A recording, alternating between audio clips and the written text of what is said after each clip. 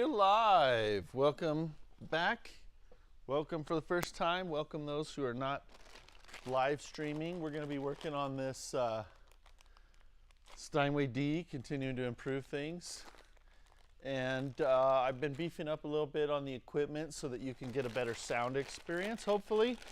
So, it's not going to be perfect. It's just me running the show here.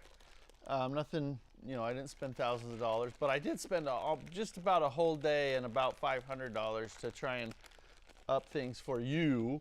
So I hope you're watching and I hope you benefit from this. Okay, so on this D here, we are still working on things. This is where we're at right now. Except that strike point's not in the right place. Let's put this cheek block in. And this one too, might as well. There we go. There's the sound.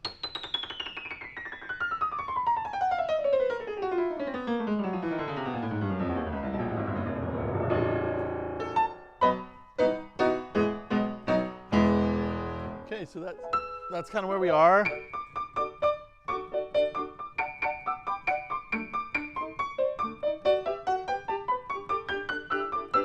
We added, let's see, since I broadcast last, nothing really new.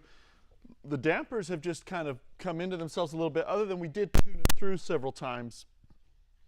And after we've strung a rebuilt piano, we're tuning it to like 15 cents sharp, and we'll just keep tuning it until it stays. Sorry if you're getting pops here from my lab mic here. Let's see if we can fix that for you. Sorry, it's gonna be kind of poppy for a second. Okay. Apologize for that. Anyway, so hopefully that'll make it a little less pops there. So we tuned it through several times. We usually will just, instead of doing like a pitch raise where we will set a target that's 25, 35% higher and then let the thing, when we want to tune it to a pitch center that's 15 cents high, I don't feel comfortable pulling it that much higher to do the pitch raises, because some of these notes are, a whole step flat, a half step flat, sometimes when we're pulling them up after restringing with new strings. So what we did was, what I usually do is just set the machine offset to 15 cents high and then just keep tuning it until it stays there, basically. And I had an apprentice do that, and so right now it's not in great tuning, but at least the pitch level and the tension of the strings is close. And then we had some felt that was missing in the back. We put the felt in this back length way back here. Let's see if we can get that for you. We put that on the waist end there. I'm talking about this red felt right here, right? So that it's not ringing. And so that's what we've done there. Yeah, so that's where we're at. Now where I want to go from here, let me show you here. Where I want to go, besides Hawaii, is I want to go, oh, by the way, I just realized something. With the new setup. I can't see when you make a comment. I haven't figured that out yet. I need to figure that out. I'm kind of using new software, so I apologize for that. Maybe we'll take a break at some point and I'll figure it out. But anyway, I'm just going to get to work. And so you can just kind of watch. You can comment on the chat, or actually, when the videos post live, do make comments. Make a discussion amongst yourselves too. I'd love to share ideas, anything that comes out of this, things that you've seen that I maybe haven't seen that would make this work better. That's kind of what I really am after. That I'm not after trying to say like I'm the best, this is it, and this is the only way to do it. I mean, sometimes we fall into that trap, right? Probably any of us, but that's not what I'm here for. So the things that bother me about this piano, I should say the things I want to work on or look at improving, are the fact that it's kind of heavy heavy to the touch. Now Mark played it the other day, and it didn't bother him, he said. I mean, I can still repeat.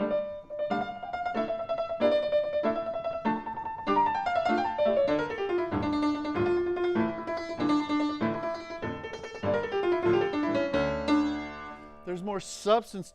Yeah, the dampers we have to refine later, but so that's another thing. But there's more substance to the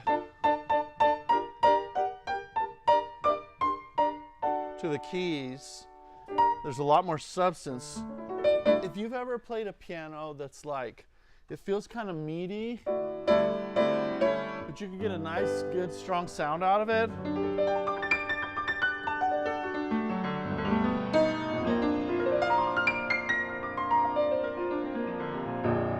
Like, I don't mind that so much, you know.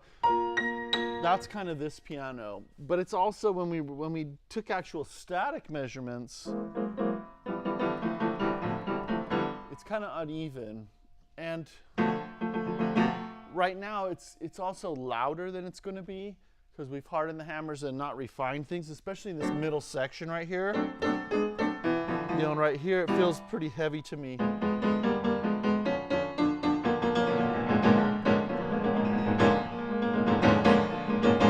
I can repeat great. Anyway, I was getting back to, if you have a piano that's like that, that's kind of meaty, but you're really liking the power that you can get out of it, what's going on there is it's geared higher. Okay, so picture a bicycle and you're in a higher gear. You can get higher velocity, right? You can get higher speeds. You can go faster when you're at a higher gear. The caveat to that is you have to provide enough force, right? And some people, I think what happens is pianists kind of want both ends of that. They want to be able to have something that's geared kind of high so they can get a lot of easy power and expression out of it with little change at the key equals big change at the hammer. Picture your pedals and your bike and your tire, how many times it's spinning around for less movement. So it's kind of like that. But they also want it to feel light sometimes. But for me, I mean, this is predictable though.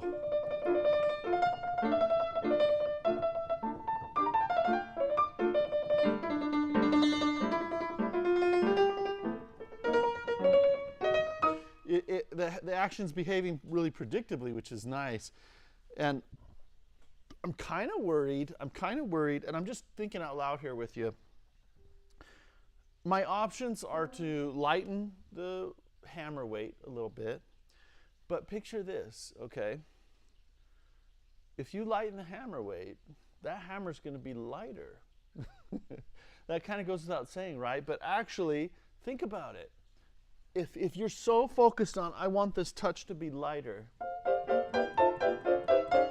but you're liking the sound response and the power and so forth, and you lighten the weight, essentially, that's hitting the strings or the hammer. It's a hammer, right?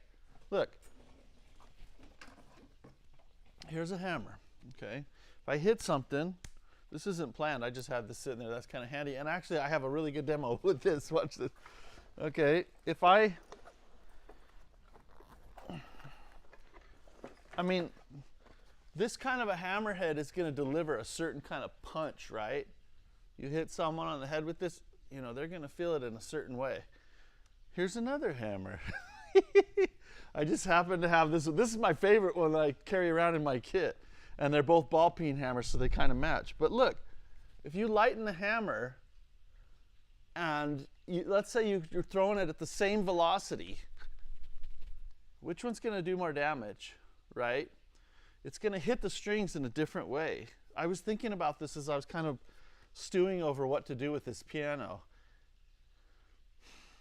So I kind of like the fact that the hammers, I kind of would like it if we don't lighten the hammers, okay?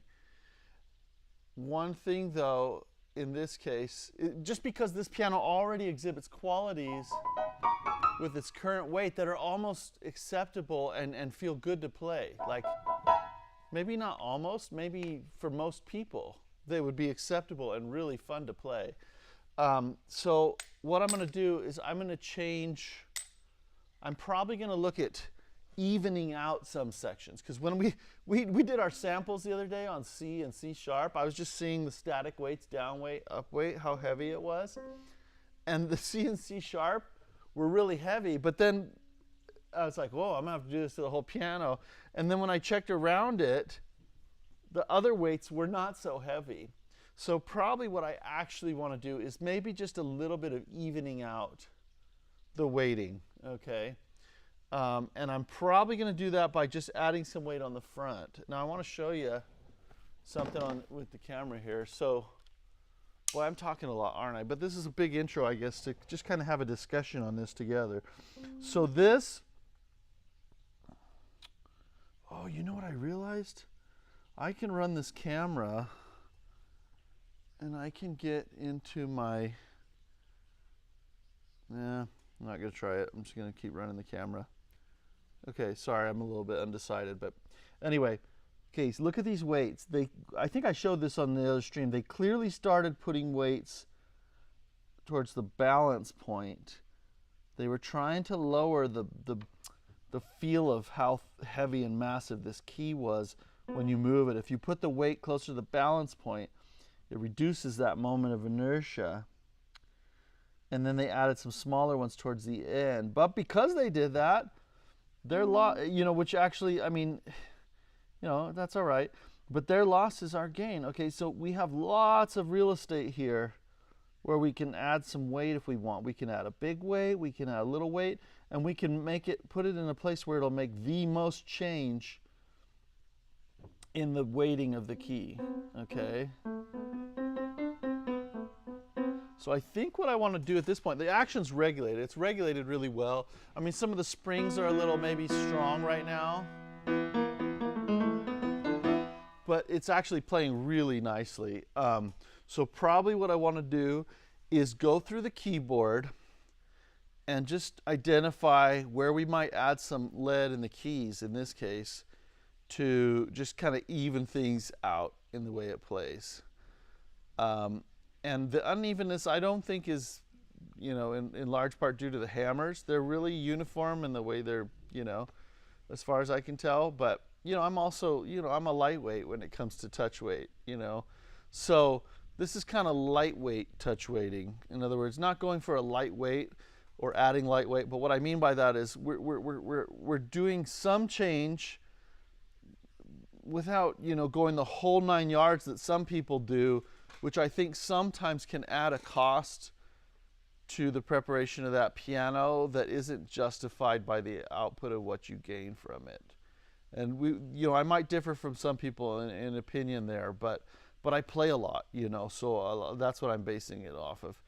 When I felt a really, really nice touch-weighted piano, it hasn't been the selling point as much as when I play this piano, does it do what I want? Can I control it? Can I make music?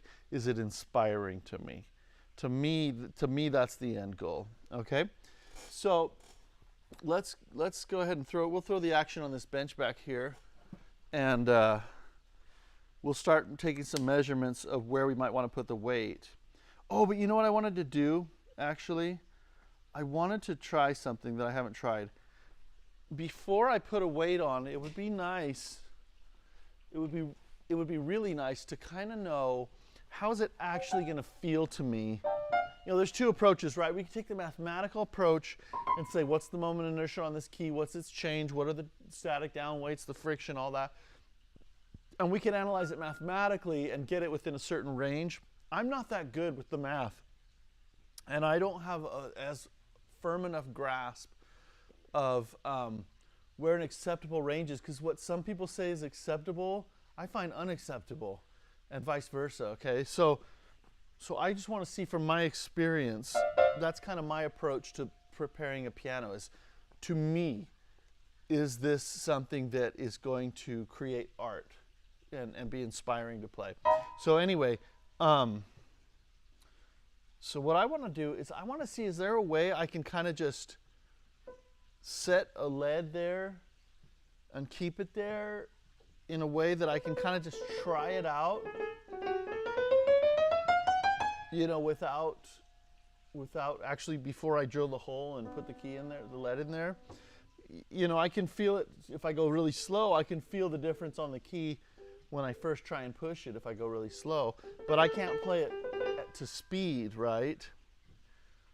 So I'm wondering if there's a good way to do this. And I'm just going to be experimenting a little bit.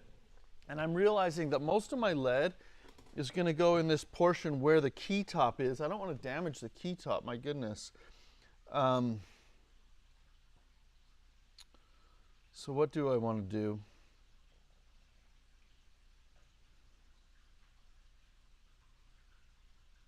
You know, my thinking was, wow, if I get like a hot glue gun or something, I could stick a lead on the wood and just temporarily and knock it off later, right? But I don't think I want to do that to a key top.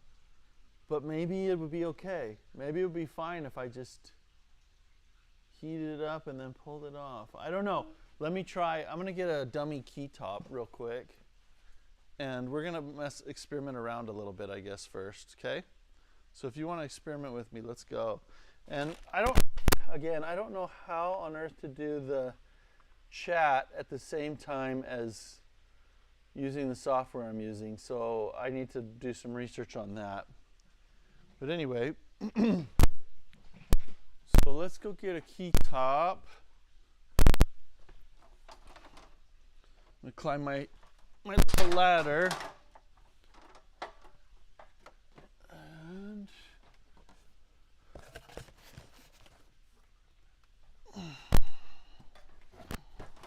So I bought a hot glue gun, but we're just going to take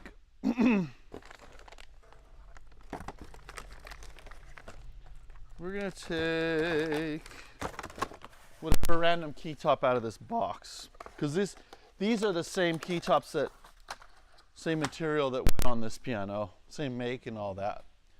So let's go ahead and yeah, the camera's going to be a little jumpy here and there, just because of the way I'm connecting wirelessly. Because I don't like being tethered to things. I hope that doesn't ruin your experience too much with the stream. Hopefully you can deal with it. Anyway, I'm just going to zoom in here a little bit. We're going to do some key top experiment, okay? So I've got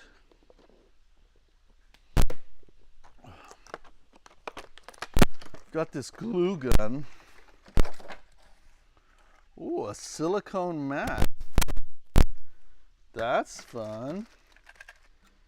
And I just got this. I don't know how to use this yet. I mean, I used it when I was a kid. I haven't used hot glue guns forever. For really anything. I haven't needed to, I guess. Heat resistant silicone mat. What do you know? Wonder if that can play a role in things. But let's go ahead and heat this up and see what the deal is. Hey, you know what?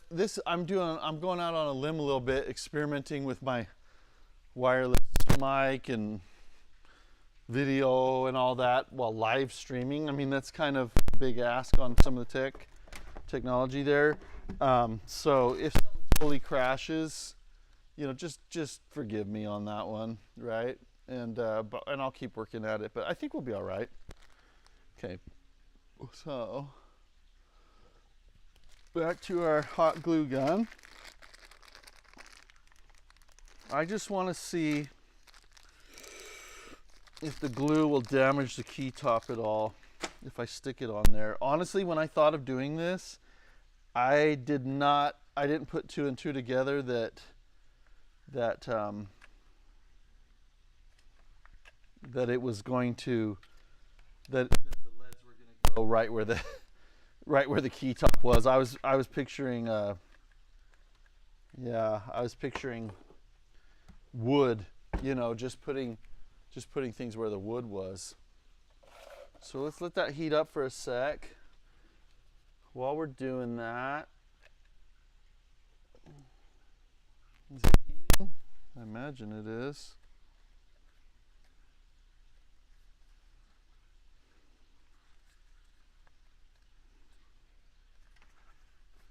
There's no like indicator on this thing that it's on. Isn't that weird? That's kind of a safety thing, right? You'd think they'd have some kind of light at least. When all else fails, read the instructions. Okay. Insert the wire into the stand, put the glue gun into an outlet, check.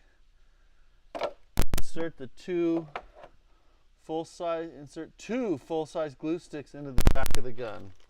Okay, we'll do that. 2 sticks. 2 full-size glue sticks into the back of the gun. It's not going to hold that, I don't think, though. Okay, there we go. Well, now we got it.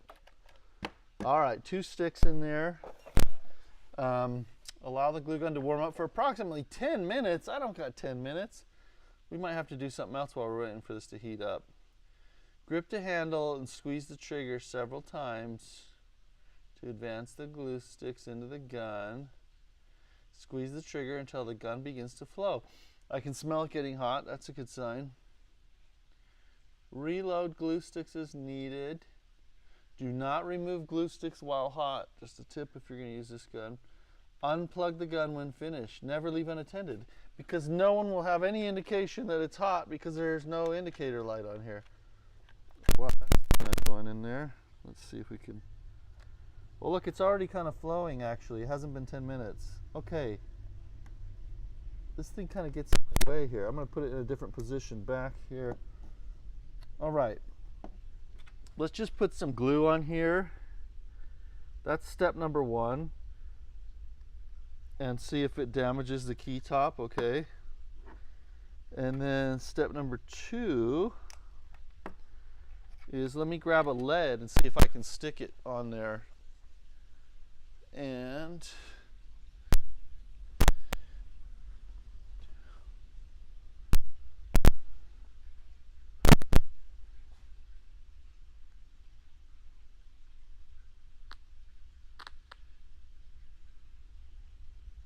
let's see here. Oh, I wonder if I can get on my own stream if I silence things and then do chat that way. Let me try it, folks. Just really want to get in on the chat if anyone's around, you know. So if we start getting an echoey feedback, let me know, because I'm not monitoring this, okay? Sweet, though. We've got... I can chat, you can chat, we can all chat. Test chat. Okay. Can anyone confirm that the sound is good? Or just let me know if there's any problems. Just put it in the chat. But hey, we can monitor the chat now while we do things. Okay, so we've got glue flowing here. It's really nice. I'll put another really like fresh piece on here. Just unabashedly onto the key top. Make sure it's not going to melt the key top. Oh, look, I'm going to get it on my... You just get it everywhere here like the Swedish chef. Okay, just a minute. I'm going to get a lead weight. Okay, where's my lead?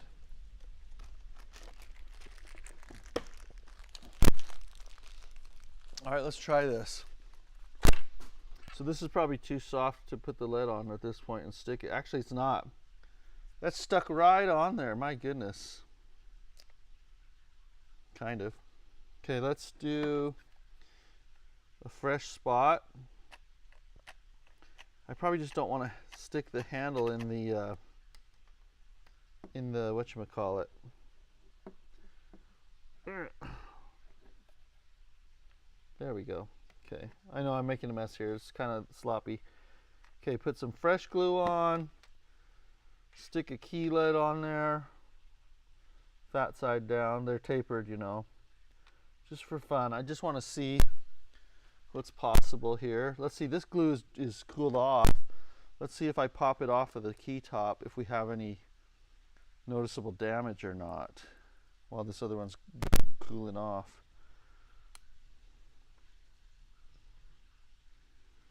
Hey, look at that. I'm making it dirty a little bit. but I'm just peeling it right off. Let's see how firm this lead is. Can you see this lead okay? Let's see. Let me just shake that thing. That's pretty good velocity right there we're getting. So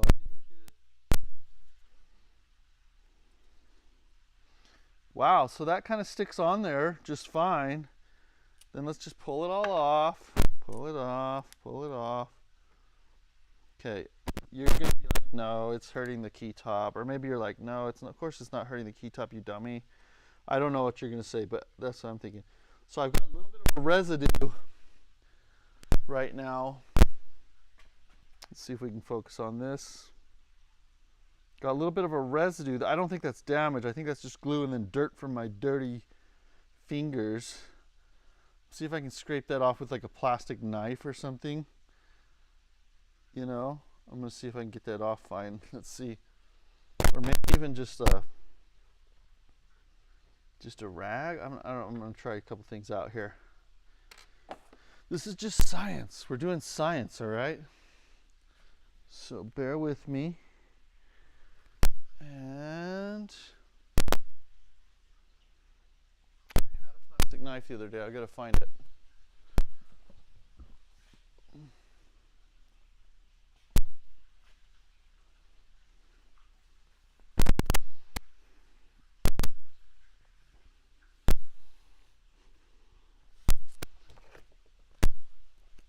Okay, here's my plastic knife.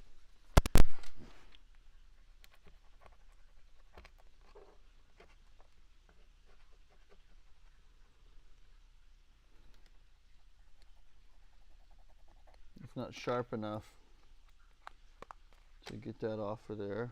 What about a credit card? What about a card of some type? Let's give it a shot. Okay, let's see here.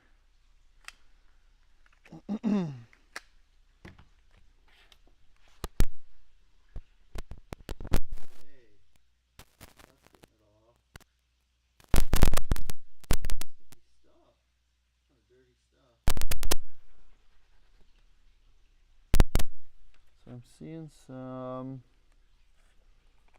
lines here. What if I just go like this? I'm gonna try and put some cleaner on it.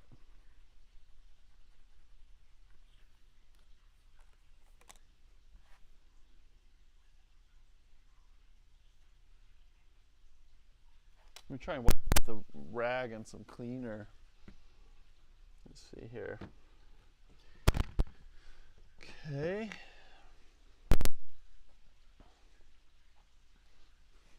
We still have sound and everything? I'm just assuming we do.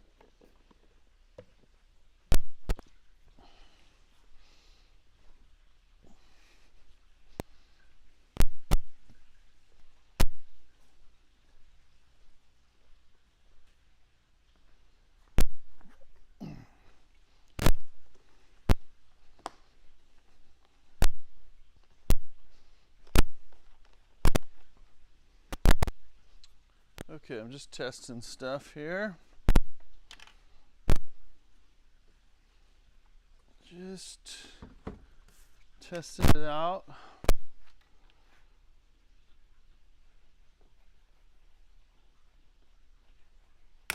Well, obviously I won't be pushing on the key like that, but look at this. Look at that. My goodness.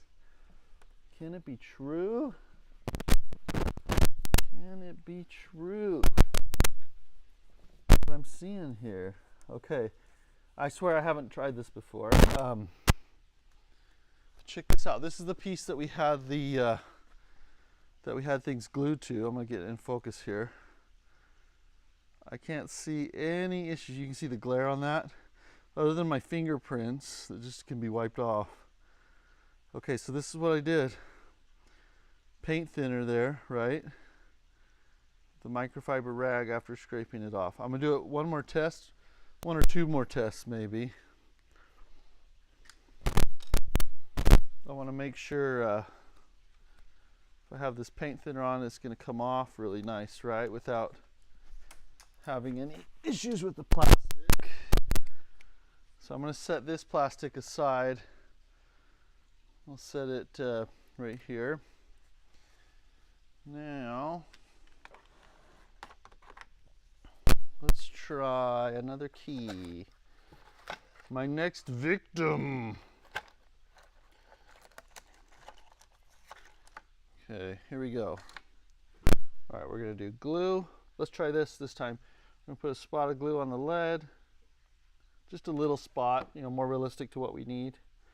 See if it'll hold it, and we're gonna test it right there. Okay. I'm not gonna push too hard on it. I don't want it to, you know, whatchamacallit. I don't want it to go through. I don't want to push the lead through the glue to where it's touching the key top and damaging it that way. Checking this here while that's drying. I'm going to get a dry rag, a dry clean rag for this.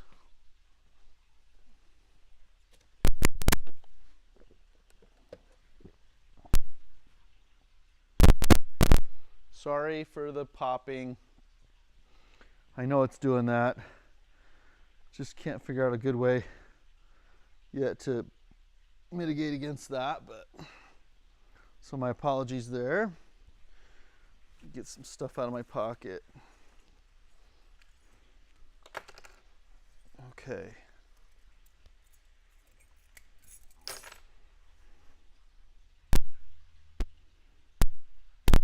Okay, sorry for that. Sorry. I know it's so loud to you. Disturbing. Still working through the kinks here. Okay. All right, I'm gonna go grab. What was I gonna grab? Oh, a dry rag.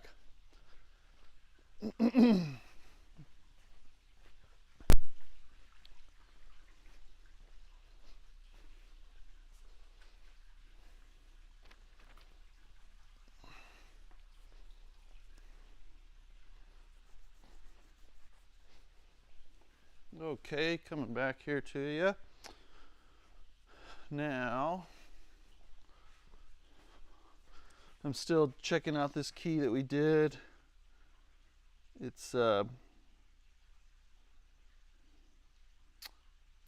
really good here, except let me show you.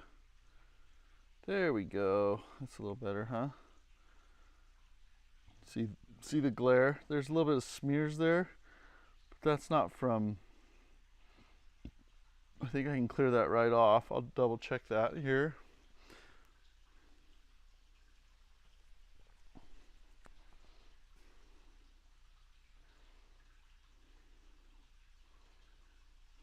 Get some cleaner. Get some detailing spray and just kind of wipe this through. Hey, by the way, if you're around, feel free to comment, heckle, ask questions, whatever. I can see the chat now. So I think, anyway. Yep. Okay, so what I'm going to do, let's see, we need to focus the camera, don't we?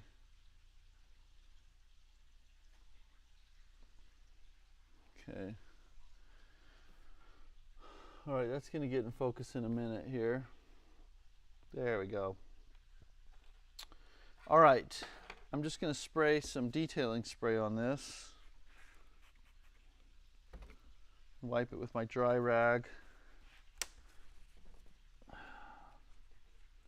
You know, this rag could have little stuff on it that could scratch the key top, so it's like, you know, it's a pretty realistic test just to make sure we're not going to do any damage to the key tops. Now, as I look at this key top, I mean, I was pretty violent with it, and it looks great. So let's do this one. Let's check this guy. So we've got the key. Oh, that one gave way. There wasn't enough glue to hold the lead on there. And then if we peel it off the key, let's see. But I think it'll hold as I play the piano fine. So I'm gonna try it, but Wow, this one grabbed really good onto the key. Maybe the answer is not putting it on as hot. Let's see. We'll do the little card trick here.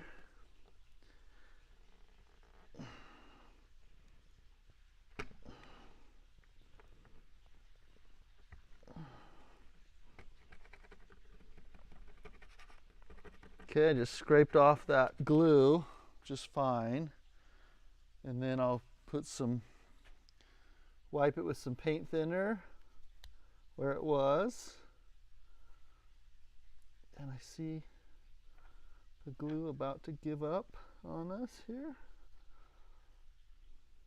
Meaning about to relent and work for, oh, beautiful.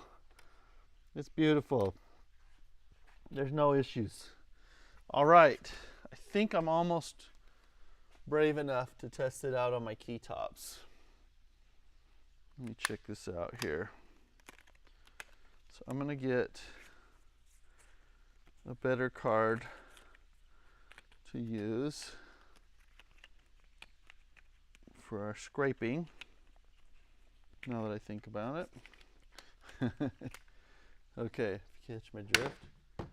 All right, there's the hot glue gun. All right, okay, so I'm pretty comfortable with that. It's not damaging the key at all. And I can clean it off, and it'll be like we were never in there, right? So that's what we want. I think I'm happy with that. So I'm gonna get set up with the glue gun over by the piano, okay? So let's do that. And we're gonna take some measurements. I just wanna feel what it's gonna feel like when I play, you know? Without committing to drilling a hole in the key and doing it.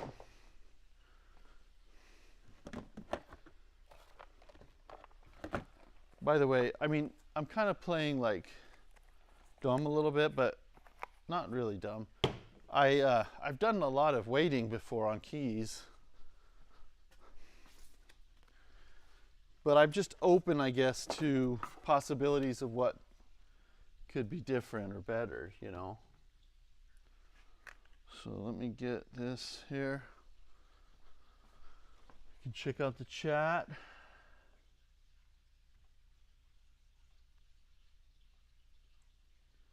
All right, there we go.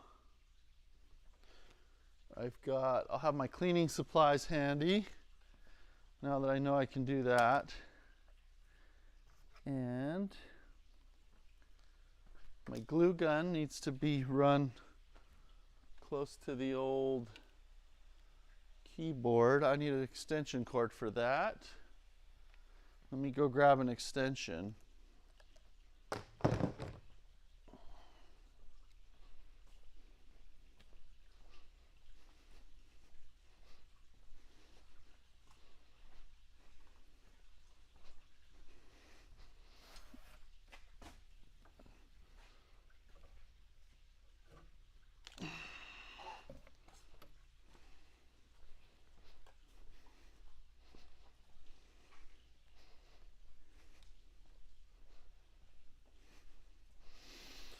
Okay, got my extension cord. We'll plug that in over here. Make ourselves a little station. Plug the glue gun in with the little silicone mat. So that'll be heating up again.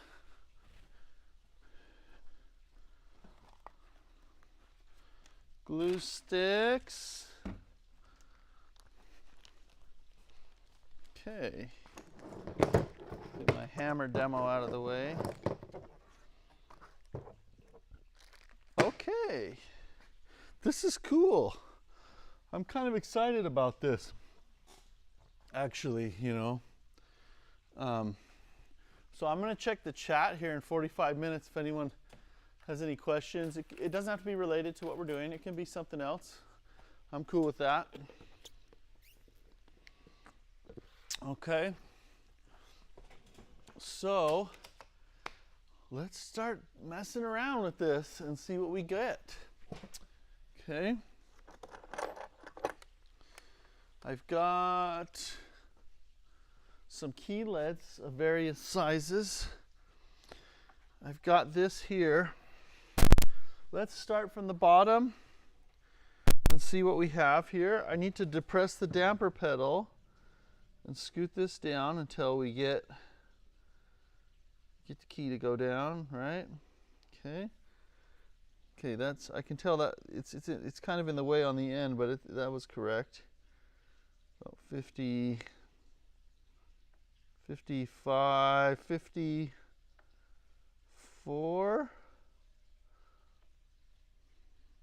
Oh, I did say I was going to pull out the Steinway specs for a D. Let me pull that out real quick on my computer. And just so you know, I'm still here. It's kind of my messy station right now. But let's go into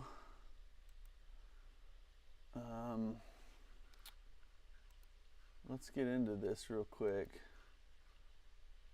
Let's go Steinway list. I might have to go to an older document to find this. No, I think we're good. Okay. So I have, those are hammer boring specs. Where did I find that? Let me see if I can find that elsewhere. An email maybe? Okay, let's go to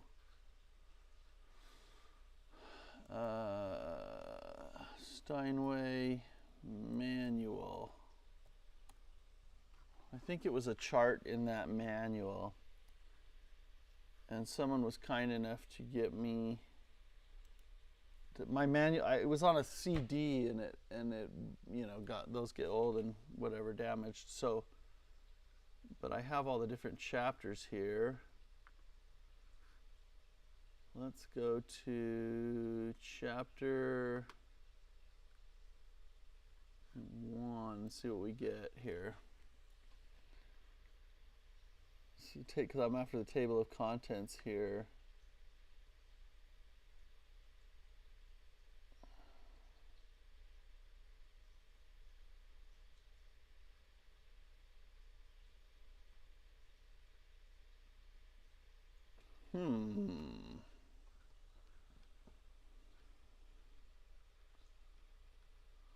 I'm gonna go to the end maybe.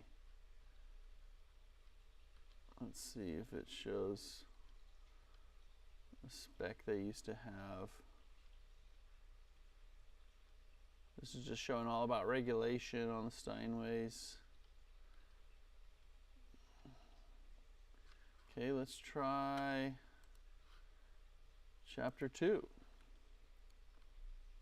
Grand regulation. I'm just seeing if I've seen a chart before that showed some different specs for down weight and up weight, both on a Hamburg and New York. Okay, so I'm just seeing where that is. I apologize, just doing a little hunting. I don't apologize. I say let's do this together, right? We're fine. Okay. Hey, if you're just joining, welcome. It's good to have you. Feel free to put any questions on the chat. I'll check it on the hour. I've got some new technology I'm messing with sound and things. There might be some little glitches. But it'll allow you to hear the piano a lot better anyway, and hopefully hear me when I turn every which way. You can still hear my audio fine, is the idea. This is all about dampers. It's not going to be in there for sure. Let's go chapter 4, tuning and voicing. Nah, it's not going to be in that. 5, uprights. 6, specifications and service techniques. Weights of Steinway pianos. I think we're almost there. Okay, let's check it out, dude. Okay, for a Steinway and Sons grand piano model D, the down weight in the bass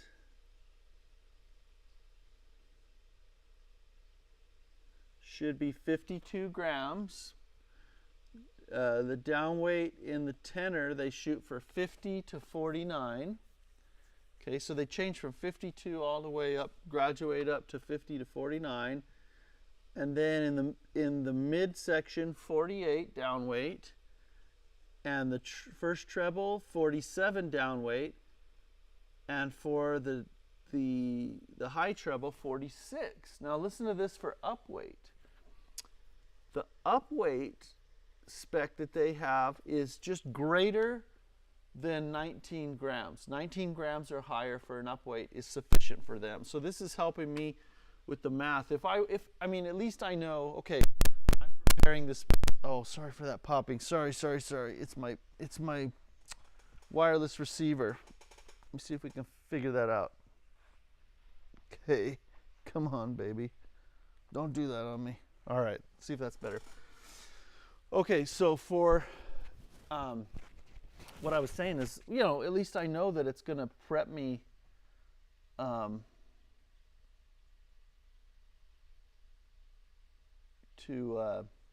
sorry, I was reading a question on the chat. Do you work with piano? We'll get to that in a sec here. We're almost there, right?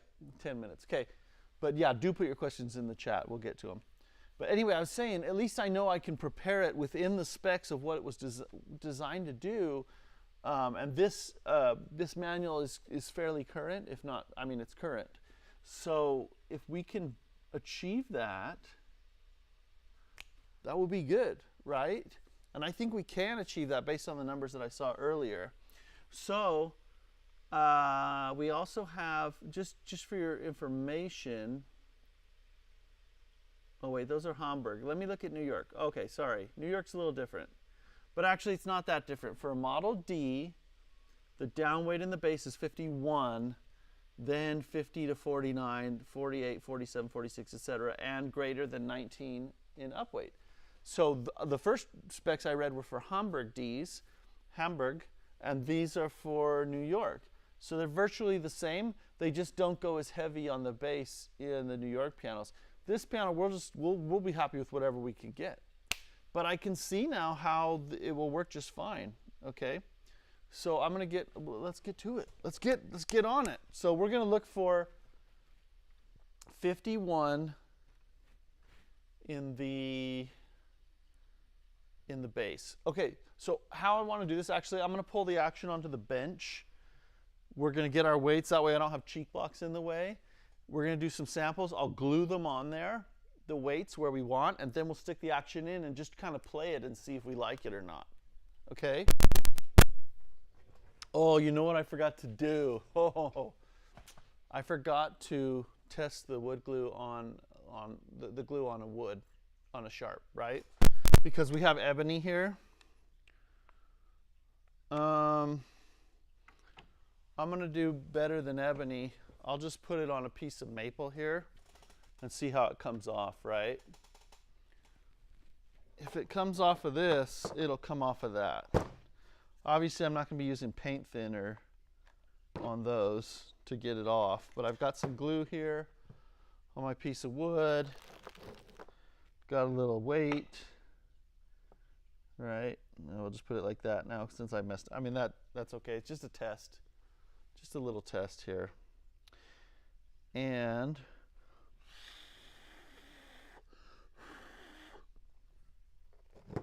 when that goes milky and cold, then I know I'm good. I'm just kind of experimenting with this because I thought it just would be so nice to be able to kind of try this out, you know, before committing to drilling holes and things like that. If anyone's with me on that, let me know. If not, let me know. Or don't let me know.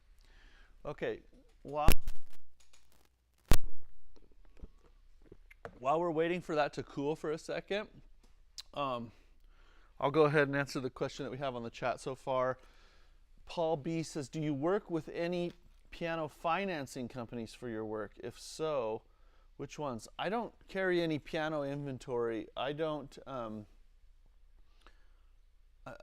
guessing that's what you mean.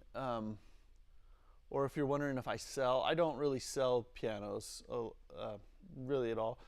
The occasional rebuild. These are all for customers, so that I have in the shop. And I don't offer any financing options for the rebuilds for that work.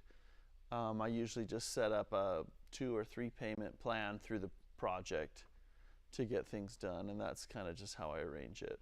So that's an interesting question, though. Maybe more people could afford to get work done if I did have some kind of financing option. We're kind of small potatoes here. We don't have a lot of personnel. We don't have a lot of office support that way, but I could maybe figure it out. If anyone had any ideas for me out there that would work, let me know. I'd be happy to look into it. If it increased our volume of work and we were able to get paid still, gosh, that would be a great idea. Thanks, Paul, for mentioning that. I think I finally understood what you were asking, right? Not if I was doing piano sales or buying inventory, but just if someone wanted to get a rebuild done, could they finance that as an option, right? If I'm wrong on that, let me know. Okay, so here we have our glue. And on the wood, and I just want to see getting it off the wood if that's feasible or not. I'm just going to use the same method with a card. Okay. And honestly, with the wood, I'm not actually too terribly concerned, because I can dress them if I want, but it would be a shame to kind of go to all, I'm just thinking out loud, it would be a shame to kind of go to all that extra work, right? Just to, what if I put down some tape on it? What if I put down some painter's tape over the wood and then glued it on there? Would that be enough to kind of let me play the piano? Let's see. So I'm going to get a skinny roll of tape, if it exists.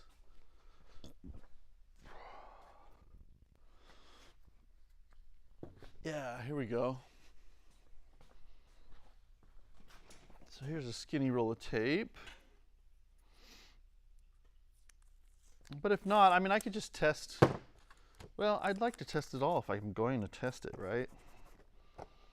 Okay, we're going to put some glue on the weight. I'm going to try on the weight. Then I'm going to let it cool for a bit on the weight before I stick it, so it's not quite as hot, maybe. Okay, then I'll stick it down. It touched my fingers. It didn't burn me, so that's a good sign, right? It's not too hot.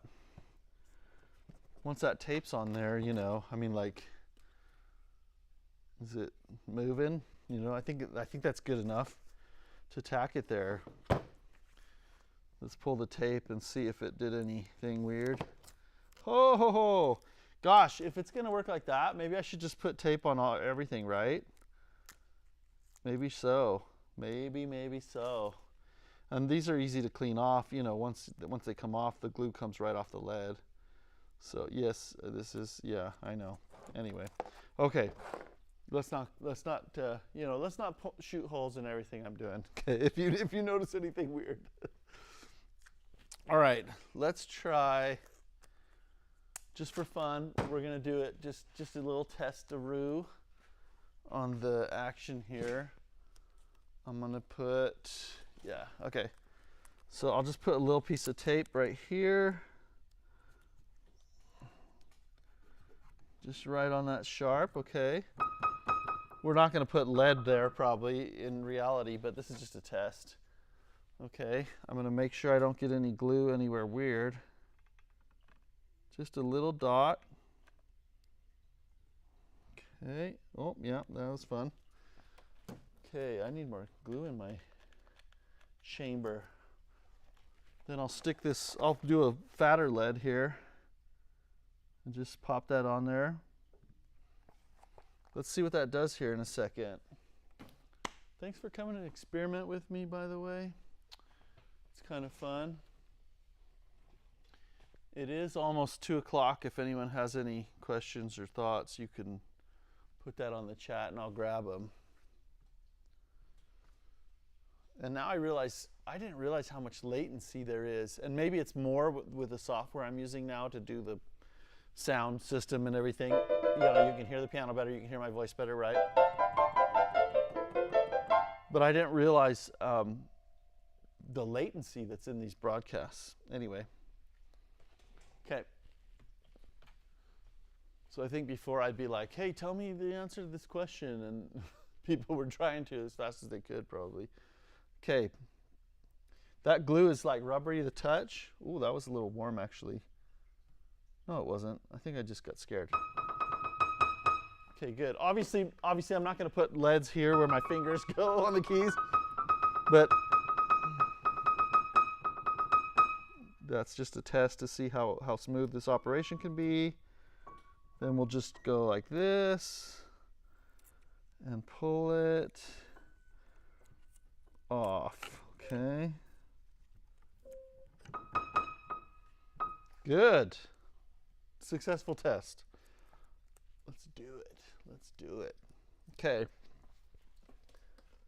We're going to pull the action out, play around with some leading, and then put it in and see how it feels. And we're going to shoot for the Steinway numbers because, gosh, they said upweight of 19 or more. I mean, obviously 22 is better, or but let's try it, okay? I'm excited. I am excited. I'm going to clear off this this workstation over here in the back corner. That's where we'll be headed here in a second.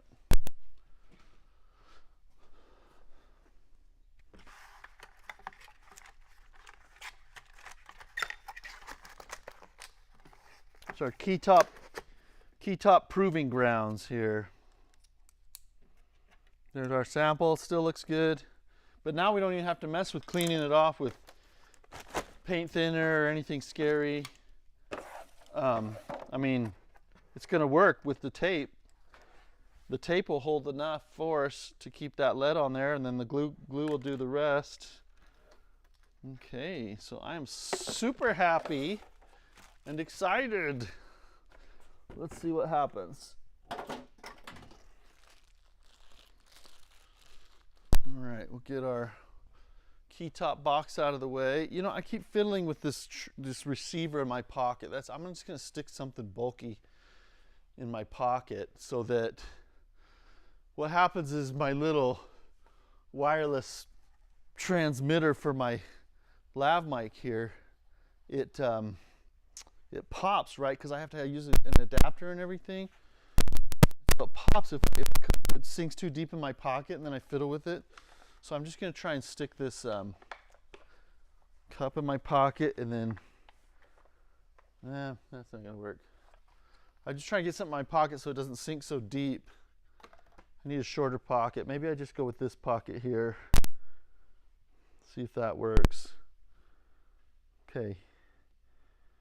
All right, hopefully we don't have so many pops and all that. Okay, it immediately starts popping, right? How about now? Let's try that. Check, check, check. Okay, let's move the action and let's get over there. Thanks for being patient with me trying to figure out how to share this with you. Okay.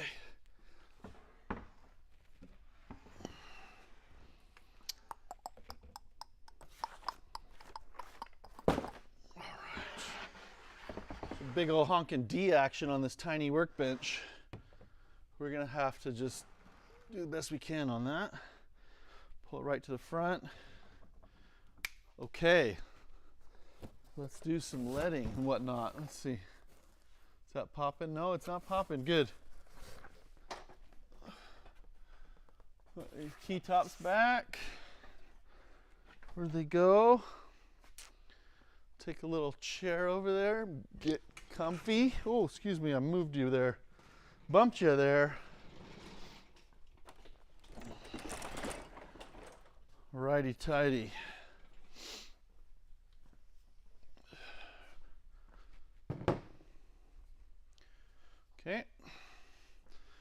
You know what this means? We're going to be, well, I'll move the glue over again in a sec, but that's exactly what that means, that we're going to have to move the glue over. Okay, I will be right back to you here. Get this flow in here. Still good. All right. Get our painter's tape that we want. And some leads.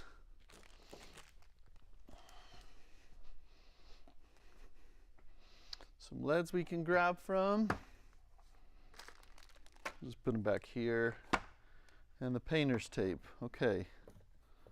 We'll just do that. No, we won't. We'll do this. Okay. What's next? What is next? Our measuring device. Let's try that. Okay. Guess I should check. All right, it's 2 o'clock, a little bit past. There's no questions on the chat though, so we'll keep going. But I am monitoring the chat up here on my little phone. Oh, I was, till I dropped it on the floor. Okay. Ugh. Darn it. Let's try that in a safer place. Okay. We're monitoring the chat. Okay, let's check this out. I'm going to check our numbers on the very bottom here and see where we go from there, right? So here I think it was about 55, 54. Step it back a gram. A lot of people they say, I want to get rid of the static friction. It gets rid of the static friction after it goes down once, I feel like. So once it goes down, then I just decrease by 1 gram on this tool till I find that balance. Okay, it's actually 53, 52. Look at that, it actually is 52. Can it be 51? Because the New York spec here is 51. It's not quite 51, but it is 52. Okay, and then it's going to go. It's a little slow. But I don't think I'm going to be improving on that with by adding a lead weight at the very end of the key, right? That would make too much of a change, probably. There's our up weight right there. It's about 21. There's a little bit of friction on this one, huh? But, so mostly friction, but this is key number 1 too. I'm not going to sweat it on key number 1. So, but just to show you, I mean, there's lead. You can't see on that side, but there's lead. Well, I can help you see, can't I? All right, so there's lead all across the that part. So if I stick something up here, it's probably going to be too much of a change. Let's check it out. I'm going to put your camera on the other side of me here. Okay. So you can see the leading a little better along with me. Sorry, it took me a long time to kind of get set up and get wound up to actually doing what we're doing here, but I think we're getting there. So if I take one of these little baby guys, these little baby weights, and I put it as far up this way as I can, you know, that's going to be a difference of probably more than what we want in this case. That's going to take us about to 49 or so. If I take a bigger weight and put it up here, and I come this way, let's see if that makes any difference much to us at all. So there's 50. That's 50. I said I don't hit it, and here I am hitting it. It's still 52. So it makes less than a gram difference to put this weight right there. I do have a larger weight, I think. I ordered a bunch of lead the other day when I realized I was running out, and then I found some. I thought, oh, I can just use this, but I need a razor blade to cut that. Okay, razor blade.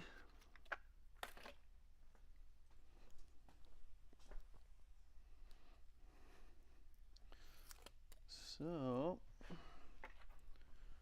got a few people hanging out with us today on a Saturday or whatever day it is when you're watching it.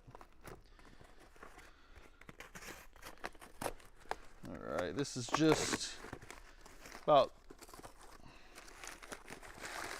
20 pounds of lead in here. Oh, and the bags have opened all up. That's nice and lovely.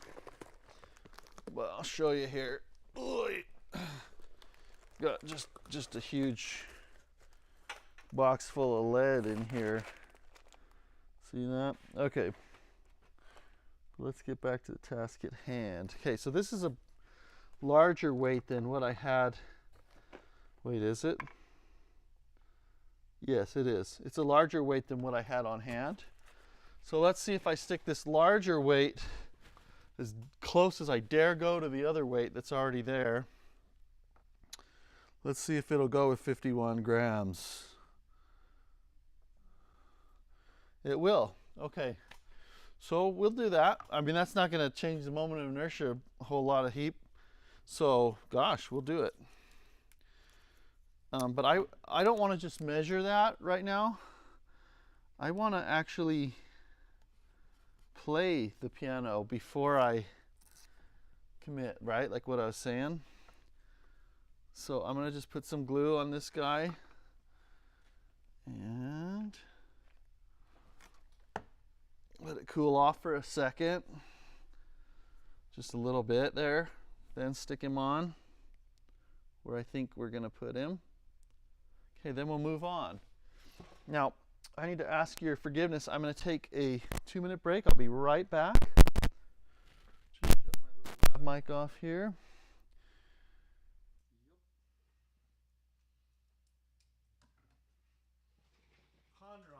Ponder on that for a sec.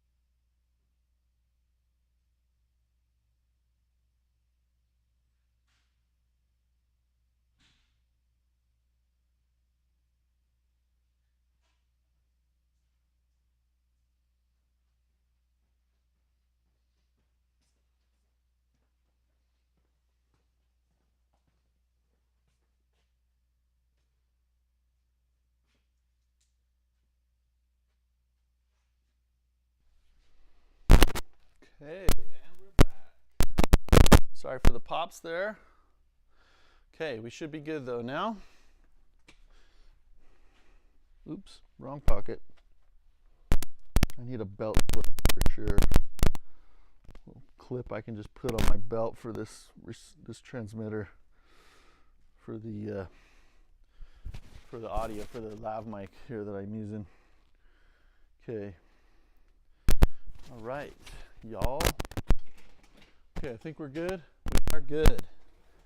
Let's see. No new questions on the chat, doesn't look like, but thanks for joining. Thanks for joining. Okay, look, I can play this key now. This key led's not going to move anywhere, and I can test it out, all right? No damage to the key whatsoever. All right, next note. We're going to go B flat here. Now, I don't know that, I think some people say that this tool wasn't meant for use on the sharps, but I'm just going to use it anyway, because that's what I've been doing, and I think it's fine. Okay. So I've got 50, 56, 55. I know I need to make a change here. I've got lead all the way up to here, okay? But I do have room. I could put a big fatty right there. Let's see what happens if I put the biggest weight I got, how much it changes it up at the front, okay? I'm going to put this at 51, which is where I want things. Oh, way lighter than 51, right? Okay, we'll use a small lead, a teeny guy, and stick him right there. And we'll put it at 51. And it goes, okay? I like that. 51, what's the up weight though? You know, is it 19 grams or more? Not really. It's 18, okay? But if I have 5118, it tells me again there's more friction. I'm going to try and put some Teflon on the knuckles, see what happens to the number.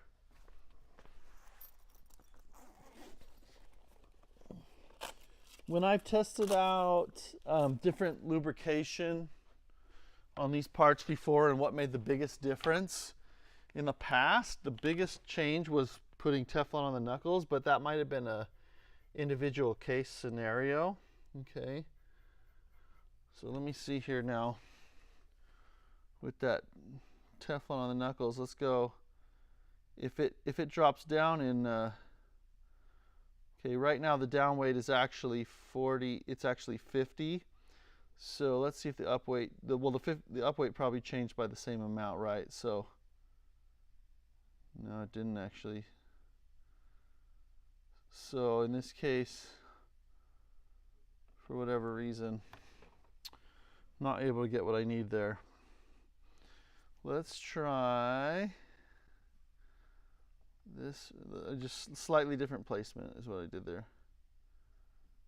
Okay. Too much friction, too much friction. Let me try my lubricant on the hammer flange and see what happens. But as you know, because this is a Steinway and they impregnate the cloth with Teflon, or as you may not know, they do that. And if I use a little bit of, where's my squeeze bottle there? Let's see here. If I use a little bit of acetone, let me just get a bottle to squeeze it out with. Anyway, if I use a little bit of acetone, it'll free, it'll potentially free that up like drastically, okay? So let's see what we got here.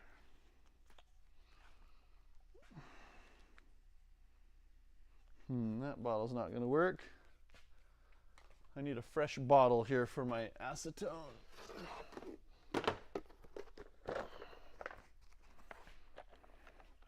I do have a lot of bottles, which is good. I love these bottles and I have no idea where to get them from. So I ordered a whole bunch. If someone's desperate for a bottle, I'll sell you one. Just put it in the chat and we'll get in touch and whatnot. But let me put some acetone in this bottle with a Dixie cup. Let's see here. I'm just going to go over here and put that over. You can see where I'm going. Just in case you get lonely while I move. Got some acetone here. I'm going to put it in this Dixie cup. And then in my squeeze bottle here.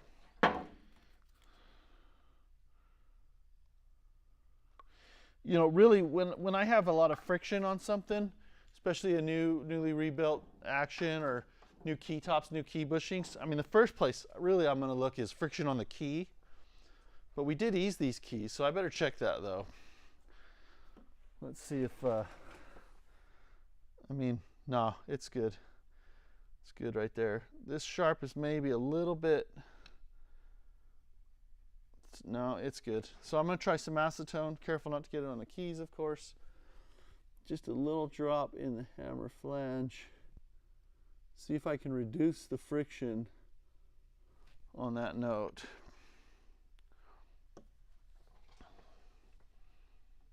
Okay, let's see what we got there. I don't really need to do anything to work it in or anything. Oh yeah, okay, so my down weight now is dropped to 46, 45, 45, 44, because I knew there was just way too much friction on this note, you know. But now I've got 45, and I've got 18. I'm gonna take this weight off. Let's see what we got now. Let's see, it'll go for 51, just perfect without anything. And then I've got 25 up weight, which is plenty, 24. I don't need to do anything to this key right here. Okay, let me get you back where it's in the action here. All right, so yeah, I don't have to do a thing right there. So, I mean, I could, yeah, the down weight was right where I wanted it, okay? So what we can do, knowing that our spec is 51, I can just lock this tool in place at 51 and see what it takes to get it to go. This note goes, but I do want to see the up weight too, because like we've seen, we have some extra friction, but that one's great. Okay, same thing. 51, 52. Okay, this one's a little more stubborn. Let's see if it's friction. Okay, just like general 101, up weight, down weight 101. If the numbers, okay, so down weight is the higher number, always right, like picture 50. And up weight is the lower number, picture 20 or 20, 22 or 23, okay? So there's a few formulas that help us know how much friction is in the entire system and what's the balance weight required to balance things, okay?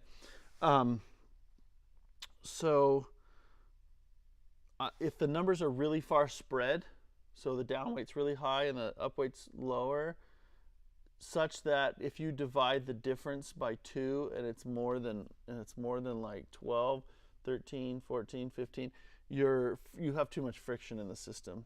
And you need to reduce the friction. Otherwise, the piano's just not going to feel very good. But anyway, so this one had a lot of friction in it. Or did it? I don't remember if we checked. No, it doesn't. It's just a little bit on the heavier side, okay? So I'm going to set this to 51. Will it go? It almost goes at 51. So we just need a little change here. We're going to stick a big fatty right here by the balance rail. That's not going to change anything as far as like a moment of inertia appreciably. It's not going to mess this up at all.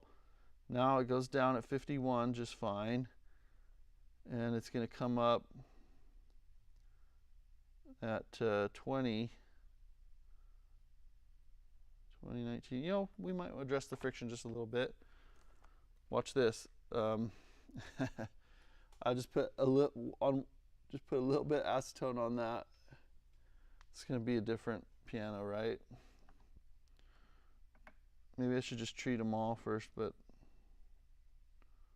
we'll see. There, now it's going to go at 51 easily.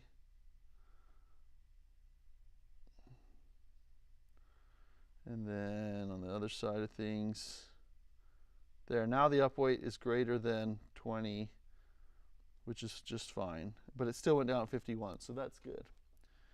And that's with this weight in, so we'll go ahead and add that weight there.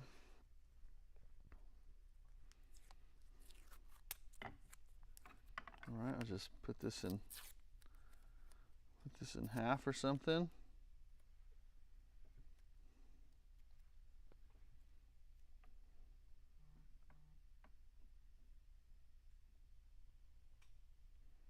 Let's see here, 51.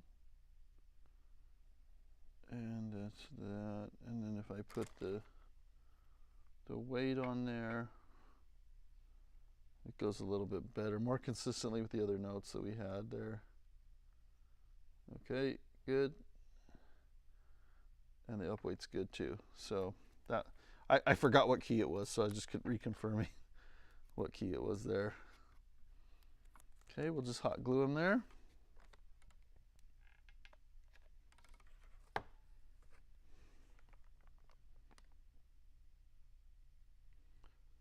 I'm not proposing that you always, have to like test it out with gluing the weights before you actually.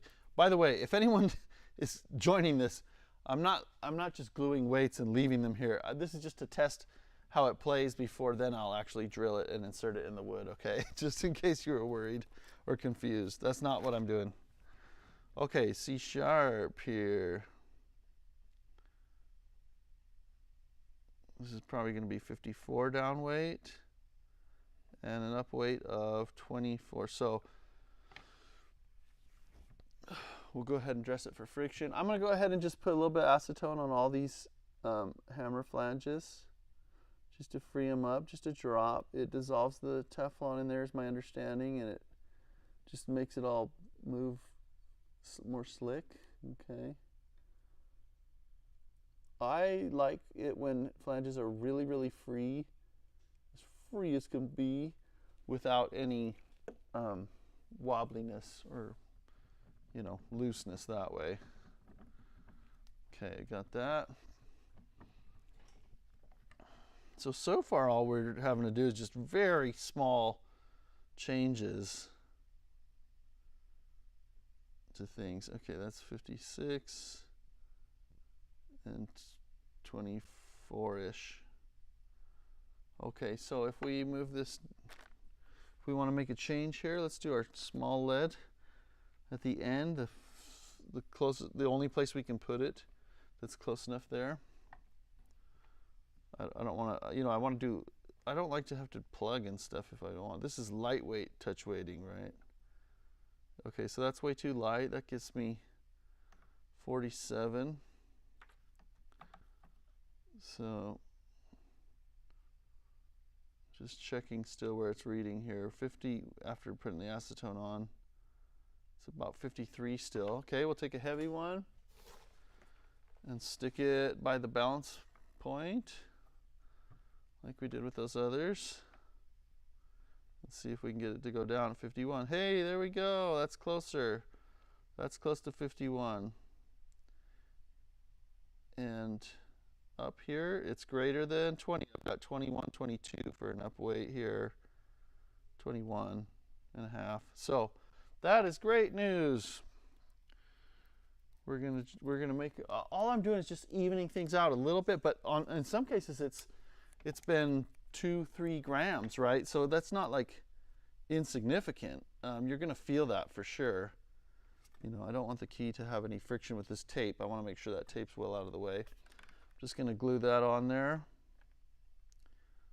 As I get more confident with what the glue is going to do, we can get a little bit speedier with this. But that is super, okay? And I don't want any glue catching the neighbor key, so I'm just rubbing it off the sides here. This is just to test play it, just for a test play before I drill holes and do things, decide like, okay, do I really like the action better or not? Well, those do feel very, very even when I just play a chromatic scale. It's kind of nice. And then these are like, oh, there's some heavy and some light. I know people who might be more into touch weight, have done a ton of it, might say like, yeah, you dummy, of course it's that way. But I'm what you would call a lightweight touch weight guy.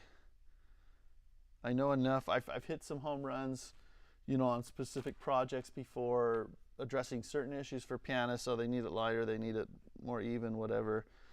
But in terms of doing it all the time, no. And it's because who's going to pay for this work? It's not as common that someone's going to pay for this level of work. Certainly on this piano, they're not, but it's worth it to me to make it good if I can. Okay, that goes down at 51. No, that's 56. Oh my, okay. That's 56. That's not 51. Okay, so we're going to add a lead here. We're going to add the smallest lead we can up at the front. It's actually going to make quite a difference probably. So will it go down at 51? Yes, it does. In fact, it'll even go down almost at 50. So, but that's about as close as we can get without moving holes around and plugging them. I'm not putting that kind of work into it. The up weight is still 20. And actually, Steinway just wants 19 or greater, okay? And it's there. I think we had a little bit of friction there going on there. Let's see. Yeah, just some friction.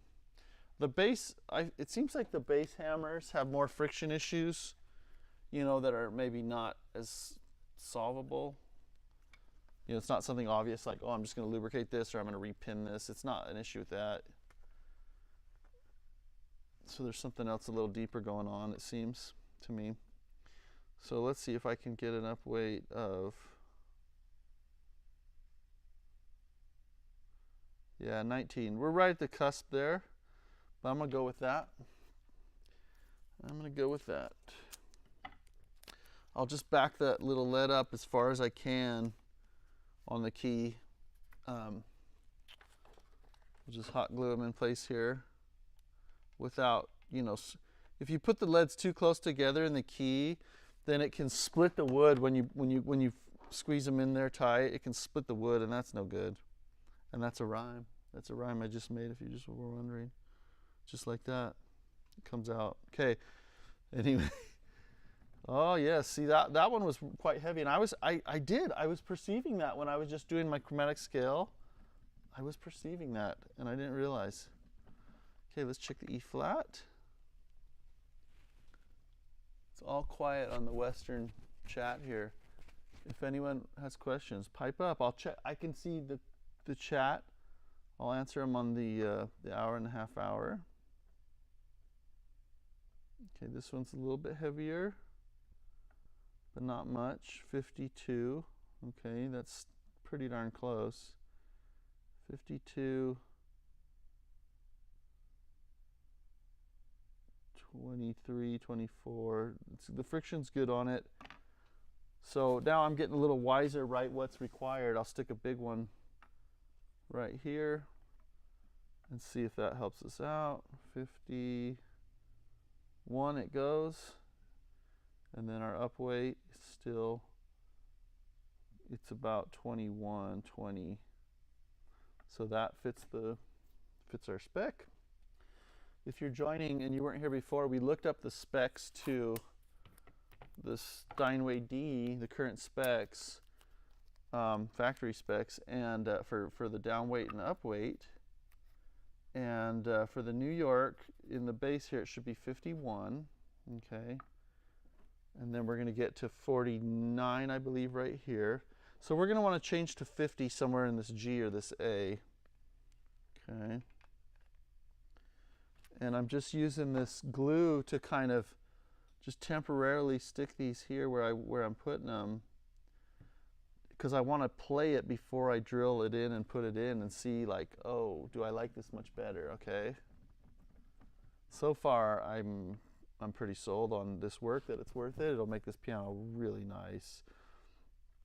Sometimes I put in the extra work on a piano if I know it'll make a real good impression, right? Because that's just like good, you know, if someone says, oh, Salt Lake Piano Service rebuilt this piano and it's really good, that only helps me, right? So this one goes down at 51. We're right there at 51. Up weight is a little bit of friction there. Up weight's just barely like 19. So we're going to leave that one alone. That one's good. This one, 52, 51, we're good. Same thing. That's what blew my mind. It's like the C4 and C sharp 4 that we tested, they were so much heavier than everything else. So this one's good. Let's check again. 51. Okay, this one's a little heavier. That's going to be 55 on us there. All right, we're going to take this medium lead here. No, let's just use small and big. Just to keep things simple. I was right here, right? Yeah, 50, 50, like I'm getting like 56 or so, 57, 58 on this. So we want a bigger change on this one. There's no small lead on this one. Like a lot of the keys had a small lead added here, I noticed, and this one didn't. So obviously it needed one, maybe. Okay, so we got 52, 51-ish.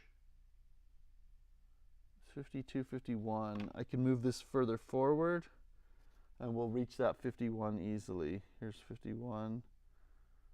Okay, I got to kind of break that static friction by just bumping it down, then it's going to go. Okay, that's 51. Let's make sure our upweight's good enough. 19. I'm going to call that good. Okay, we're going to tape him on there, glue him on there anyway. Go ahead and put it on the lead and then pop him down. Okay. That's not going to rub because it's a sharp. Why am I even bothering burning my fingers off just to rub that off? I don't need to, right? By the way, I already tested this glue. The hot glue, if it gets on the keys, it's no big deal. We can get it off easily. Okay. I'm surprised there's no comments today. I guess everyone's out doing yard work or something, but I'm watching it. Okay, I think right here I'll go 51 and then the next one will go 50 grams. Okay, this one's right at 51. It's right there. And as far as the up weight, we're definitely over 20. How about this sharp right here? Okay, we're getting 54-ish, same as that other one, 53 maybe. And we want to go down to 50. So I'm going to take, all right. I'll take a small lead here and put him right there. Let's see if that gives us 51. Or 50, I wanted 50, right? That gives us a lot lighter than 50 actually. There's not a lot I can do. I could maybe squeeze a lead right there. It's too, oh, I want to go 50. Oh, it's too light, too light. Am I on the wrong key here? What was this? No, that's 51, 50. Maybe I was just being fooled for a second there with some friction.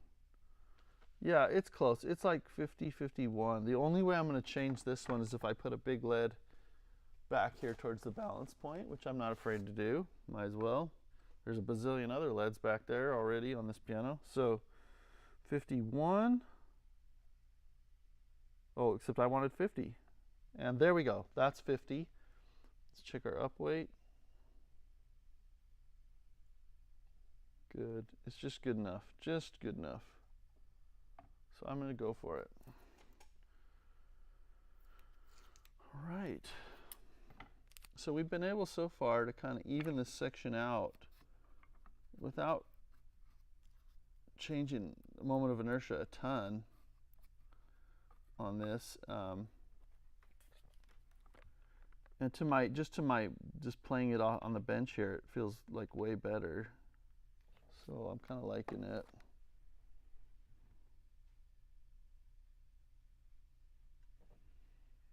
Down there. Okay, so now we're going 50 grams on these. 50. That one's 51. It's 50 and a half. I'm going to leave it alone. And our up weight's good. So I'm going to leave this guy alone. Someone else had the same idea that they were going to move to 50 right about here at this A, looks like. And it looks like they did a good job. What does that tell me about the difference in hammer weight? This piano was made in 1930. It's fitting the current specs right now. So it was probably maybe a lighter piano in 1930, I'm guessing, but couldn't say for sure. Okay, this one's really heavy. It's like 57, 58. I'm going to take a little weight, put it all the way towards the middle of the sharp there, and see if we can get it to go down at 50. Not quite. Let's see. It does. Okay, that's 50. and then our up weight is going to be like not great, but we're going to make it pass. Okay, we're just going to say that's good. I mean, I have another option. I could try and, no, there's just not enough room. I don't want to plug holes on this one.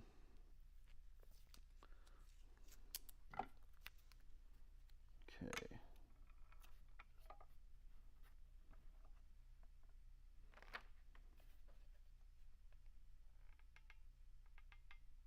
Little glue, little application.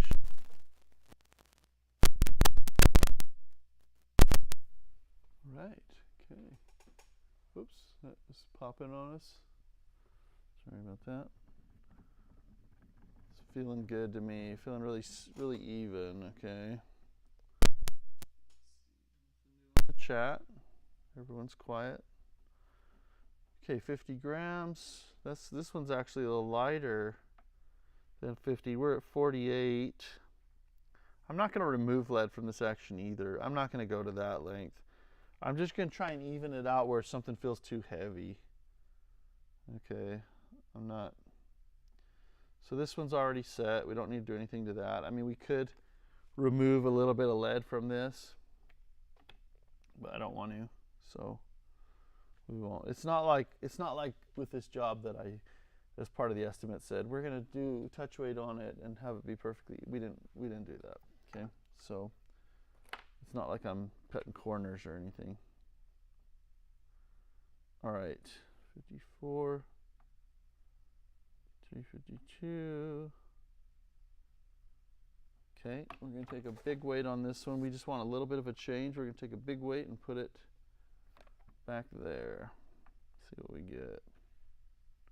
There, that gives us our 50 and our 19-ish. Okay.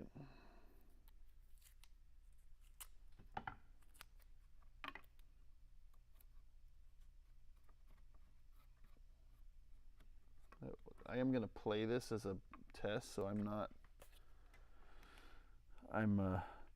don't want the tape to hit the sides, or the glue. Okay, there we go.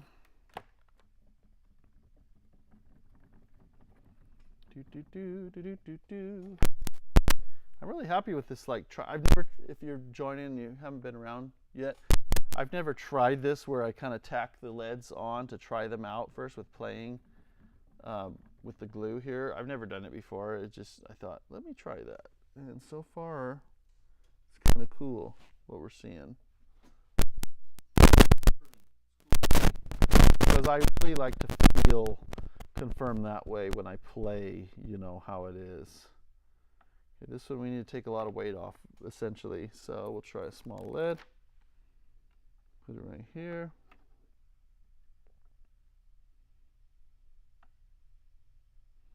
And that's even too much, just putting that there. So we got a choice to make. One thing we could do is exchange this smaller lead that they have for a larger one. I can't test play that obviously, or if I stick a big one in the back, that's another option without having to drill and plug lead holes. But that's still too heavy. It doesn't make much of a change there. We're at about 54 down weight. I'd rather settle for one that's lighter than one that's heavier, but maybe I'm wrong in thinking that. Maybe it's consistency that's the mark, Oh, but you know what? That's down at 50. That's showing me the right number there. Yep, 50-20, 50-19-ish. Okay. Wow, that air compressor is probably going to be pretty loud for you. Sorry about that. It's not as loud as it sounds to you, if you're wondering. Someone was worried about my hearing the other day. They said, "Don't you wear hearing protection?" And I was like, "It's not as loud as it seems." Okay. So the spec here is we're still shooting for 50 grams here. This one's going to be more like 55, 54. So let's add a little lead at the front here. See if that gets us to 50. Gets us to 50 and more. That's 49. 49 and a half. The up weight's still good. I'm gonna have to go with that with this current setup.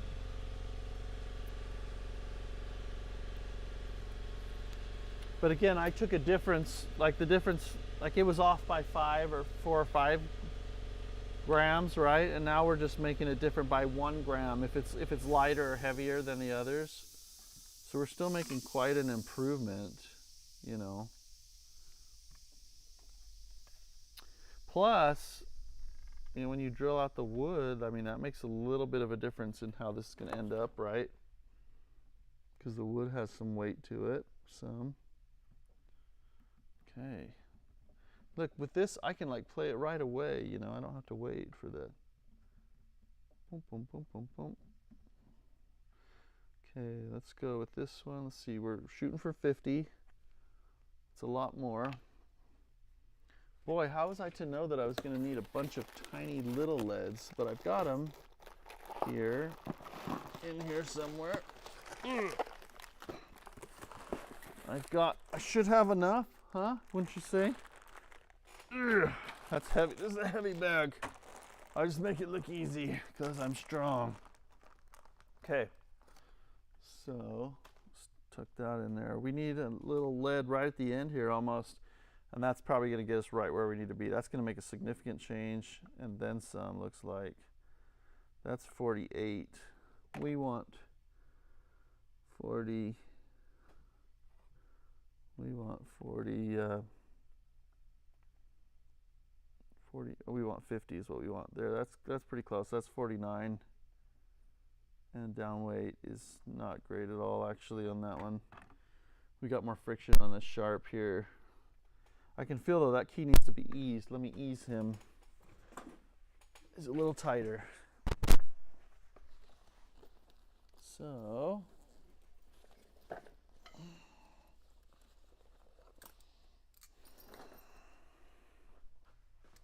okay, ease this key a bit. These kind of pliers, you can do this from the front like this and it works okay. Okay, let's see what that one measures now, if it's any different.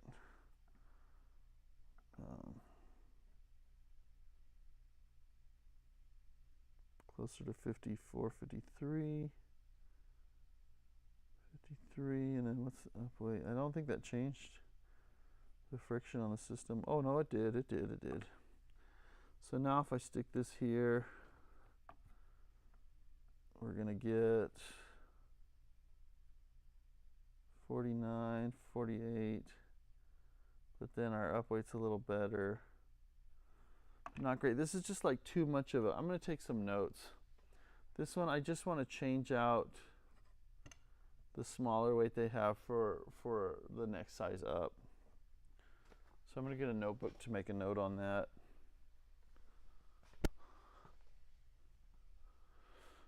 Okay, notebooks.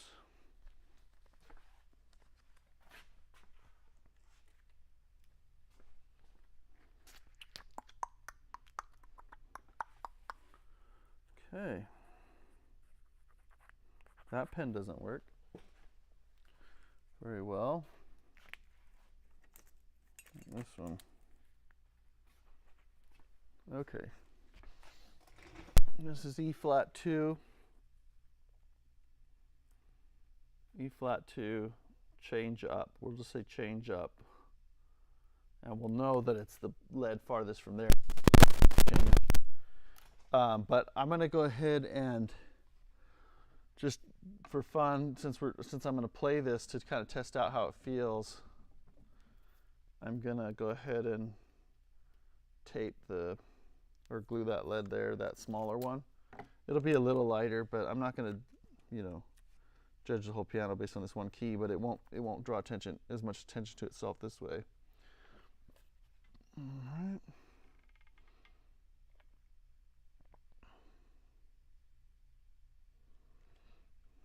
you know,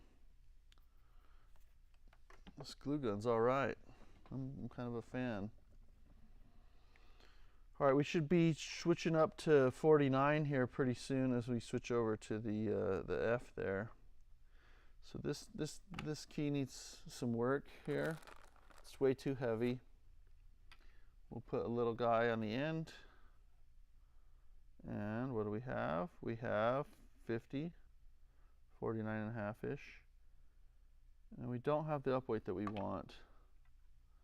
We do not have it. Friction thing. Let me try some Teflon on the knuckle.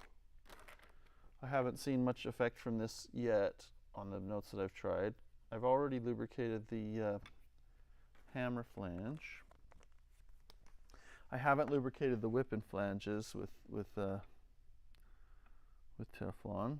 Let's see. We knew we had the down weight there, so the friction's not going to be any different at this point. It acted like it was better for the upweight, but let me stick some acetone on the whip and flange, repetition flange. No, let's see what we get. See if that changes anything. I'm just experimenting here, by the way. I mean, I know the experiment's going to end up in the piano's going to play better and feel better, but look at that, 49, 50. We're going to fudge that one a little bit on the up weight. I'm going to tuck that weight as far close to where the other weight is as I can. Because if you drill them too close together and then you swedge them in there, they will they'll break the wood. They'll split the wood potentially. Okay, there's a little bit of glue. I'm finding it doesn't take much at all to tack it on where I want, and it's enough. Like even right away, it's enough to stay on there while I'm kind of just trying the action out. Okay, now we want to move up to 49. So we might get in some more challenge doing this and still getting the upweight we want.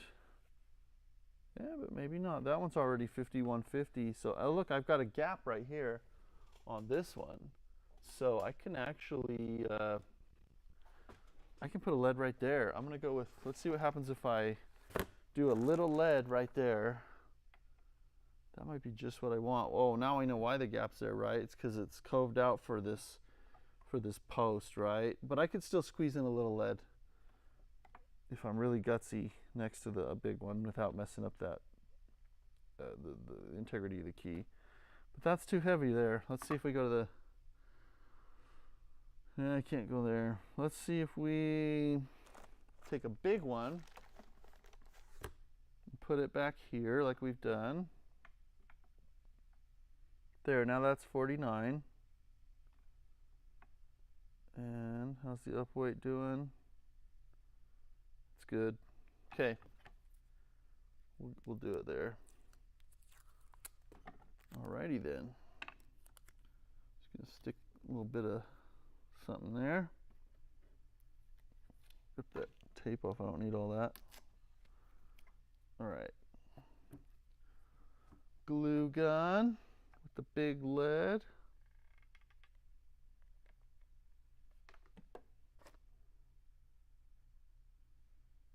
Eventually I'll learn, Hiram, you don't need that much glue to stick it there. All right, that's good though. Liking the way it feels. Oh, this is it's popping up there. Okay, let's check out F sharp. Let's put it to 49, see if we can get it to go. Nope. What are we gonna do about it? We're gonna try a small lead here. I'm gonna try a small lead right here.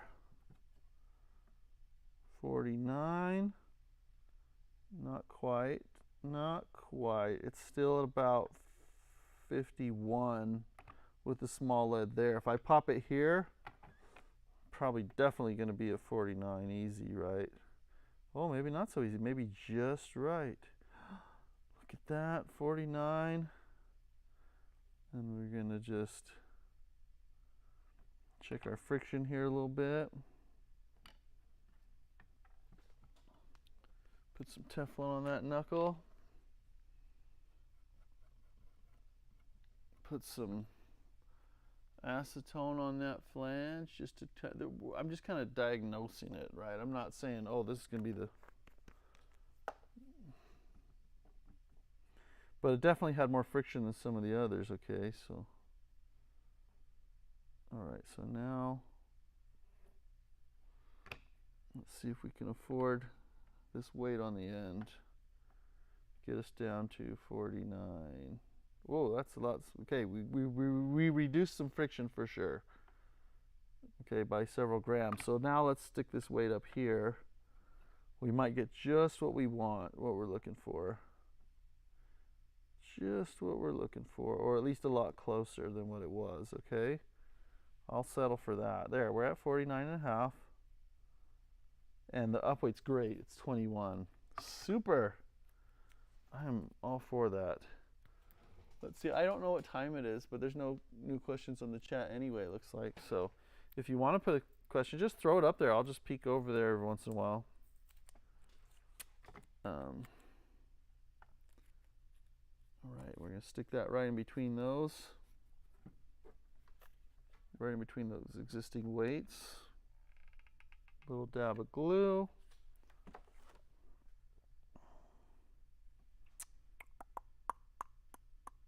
Good. You could almost you could say to a customer, hey, or this is an example, play this keyboard with these weights where I've done this work, and then take them off and say, now play it, and which one do you like better, and see if it makes enough of a difference to sell a job. Okay, this is just barely off. This one's just barely off. Let's try a big lead at the back. That's been kind of the magic sauce when we want to just barely change it. We're going to 49. That is 49, believe it or not, just barely, and plenty of up weight because we put it way back there. So it responds pretty good. All right. Okay.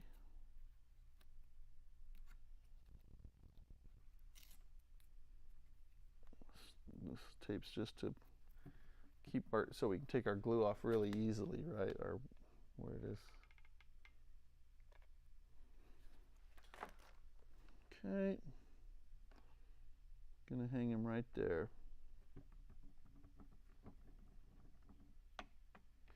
Okay, gonna get 49. Not too far off on this one. We're at about 51, I'd say. So let's try a big lead at the back. Same thing. I've got room back there. Go to 49.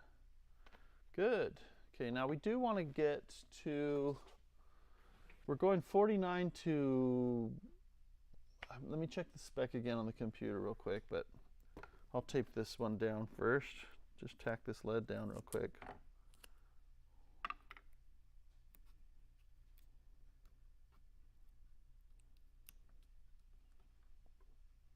Just don't want it to interfere with the neighboring key and cause a different feel, since I'm kind of auditioning it, right? Okay, check that guy there.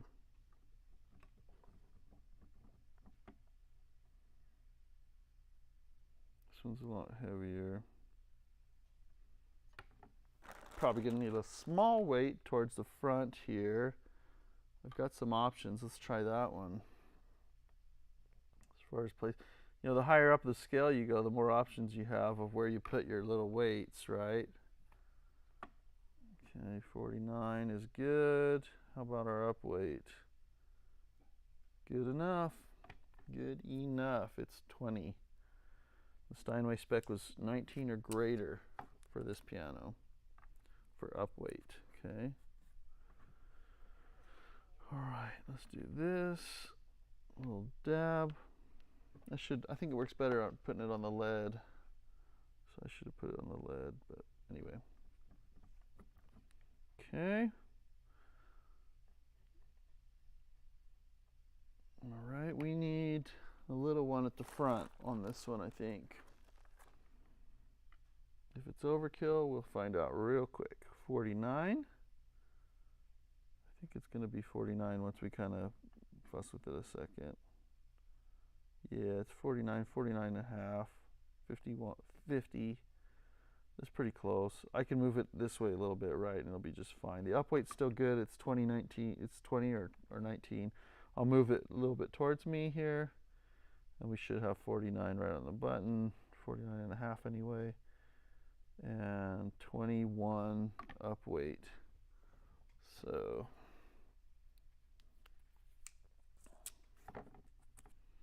that's pretty good. I'll move them a little bit forward of where that was, just to match it up. Put a little dab of glue. That was messy. That was more than I intended. Okay.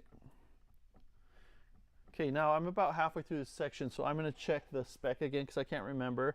We were at 49 and we're supposed to go somewhere else by the time we hit this next middle section.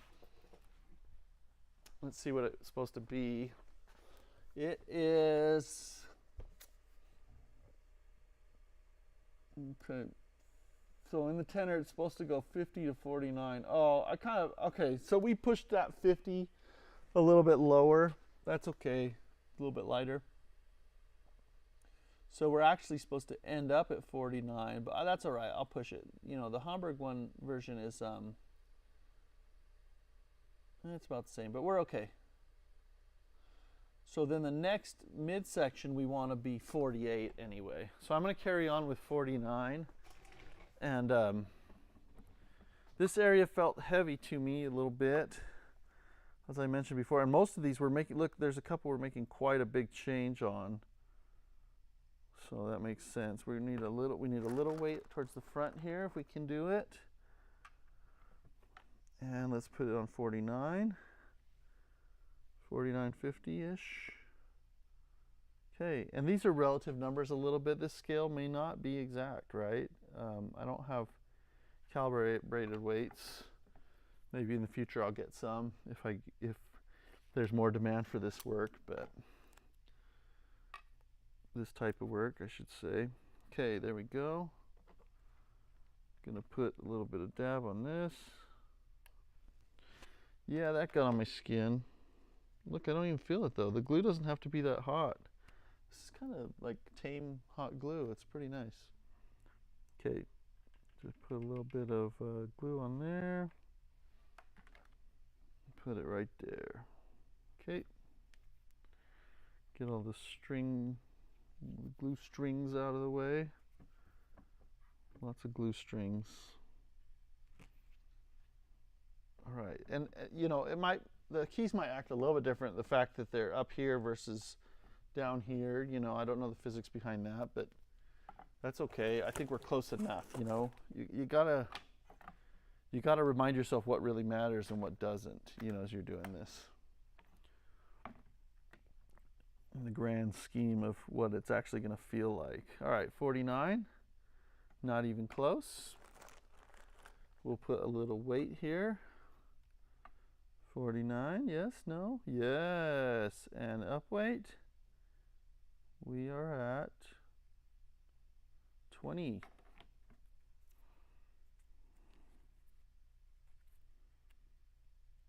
Okay.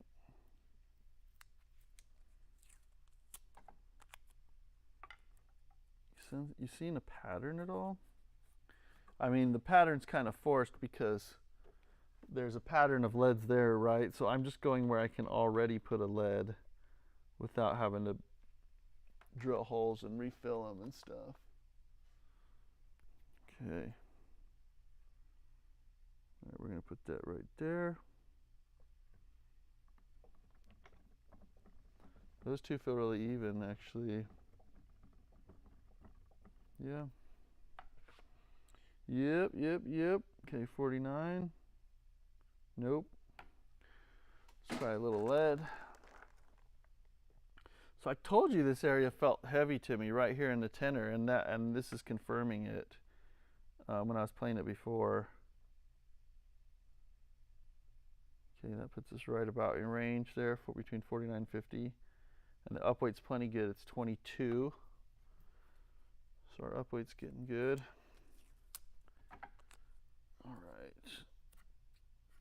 tack that in. A little bit of glue. And where was I putting that? Up here.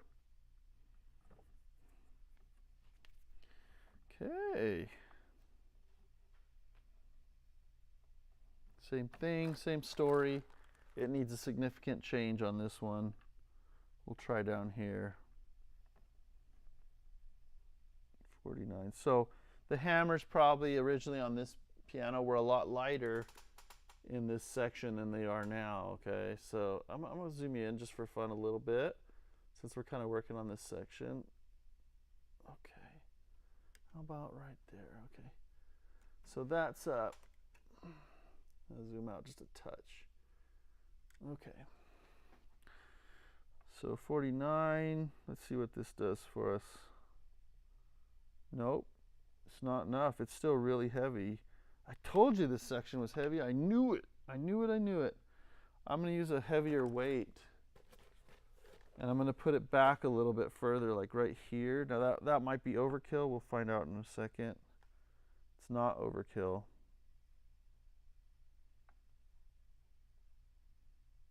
It's not overkill. Can you believe that? I can't believe that.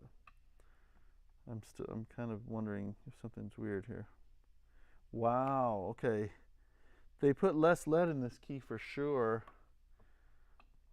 So, you know, it's not like, oh, they made a mistake, right? Remember the hammers and the parts that they were balancing would have been a different weight possibly than these. You have to remember that. Okay, so I need to go all the way almost to my like first lead position here, and then we're where we want to be. But I need to check that my up weight isn't crazy low. Nope, it's great. It's great. It's 20 or 21. That is really, I'm really glad to hear that. Okay.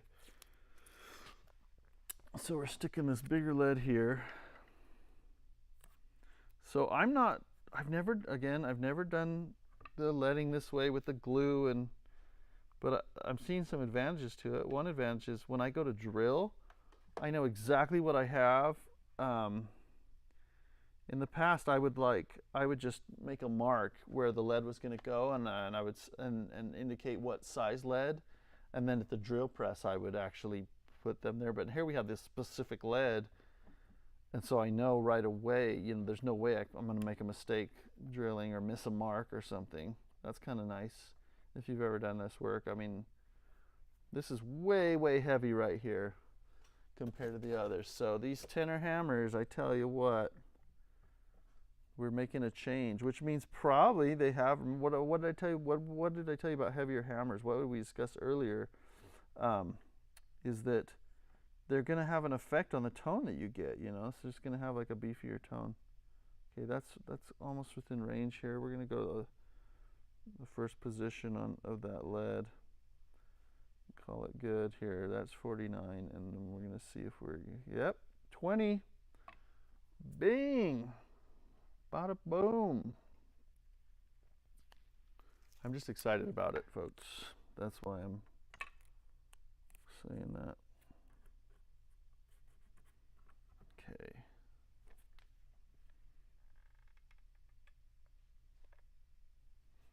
All right. Okay, so no, I don't think anyone's chatting and stuff, right?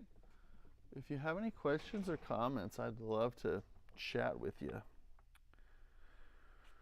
Okay, let's see here. We're way heavy again.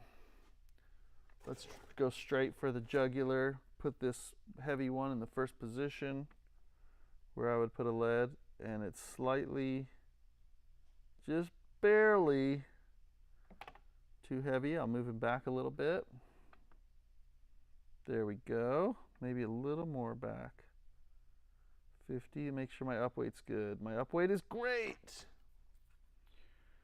20. That matches what we were trying to do. Our target up weight. Okay. Gonna put a little lead here. Not lead, glue here. There we go.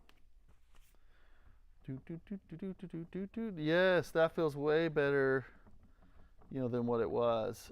Believe it or not, these are not, for the most part, in the way of where I would play the key, right? So we're good. The friction's a lot better. Didn't I tell you the bass? I always see more issues with friction in the bass. I'm sure there's someone who can explain that to me from a physics standpoint out there. I'd love to hear the explanation. This one isn't as bad. Oh, that's still quite a bit heavier. Let's try a big weight. And we'll try the big weight as far up as we can put it on this one, because I don't think we need as much of a change. 49, 48. It goes at 47. So that's a bit much for it. So my choices, I can up the weight of this little one, or I could try a little one and put it just down here. Let's see what we got. 40. That puts us at about 51. So if I move this little one as far up as I can go, I don't normally put it that far, but we will in this case. You know what? I'm just gonna go with that. Okay. It's kind of 50. It's kind of more 50 than 49. And I know the up weight's gonna be fine. We didn't change it that much, so I'm just gonna stick it as far up here as I can without getting in the way of things.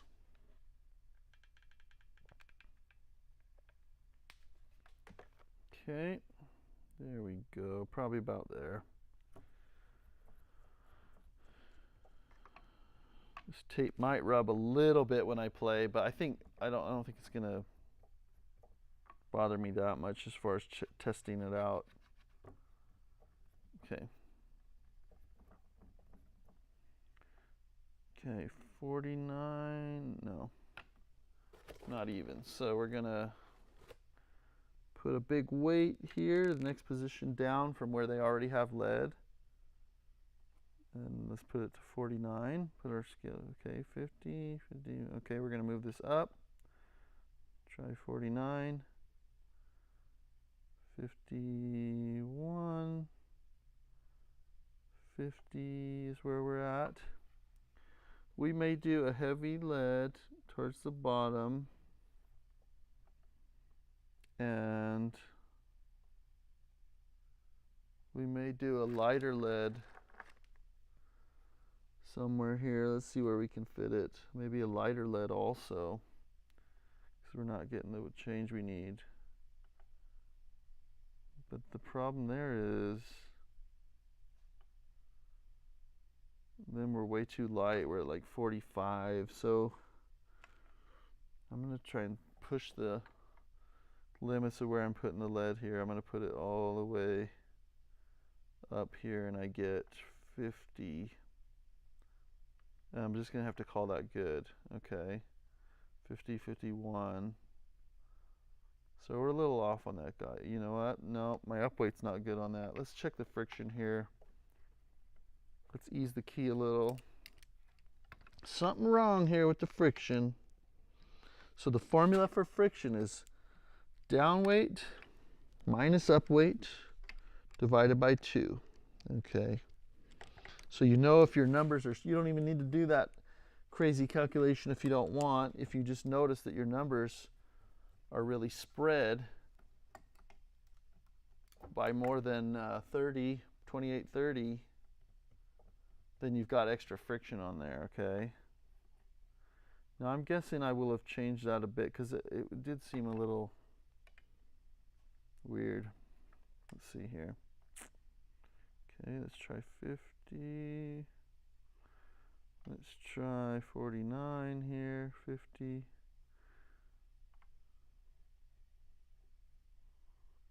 My up weight's a little better. Now I've got 19, but what's my down weight?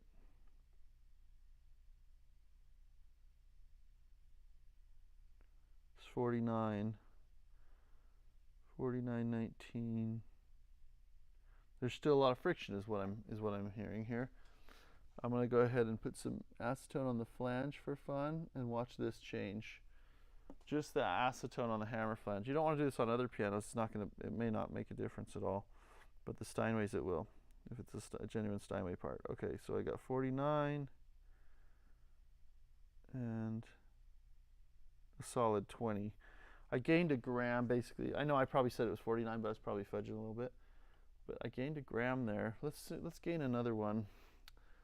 Let's put it under the repetition.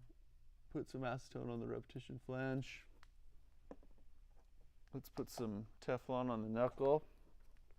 Now I'm under no delusion that these friction conditions will continue stable throughout the life of the piano, but at least I know that if things were lubricated down the road, it will be light enough. It's not going to be too heavy. I guess that's all I know. Okay, so let's see what we got now with our down weight. Now it's closer to like 46,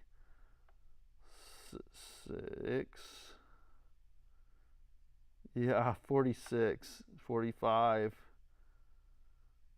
You're seeing 44. Okay, so you're seeing the friction just dropped a ton in the system by that lubrication, especially the Teflon on the knuckle, which is what I was saying before. So if I back this lead up where I would like to put it, will probably be just fine in truth. Okay,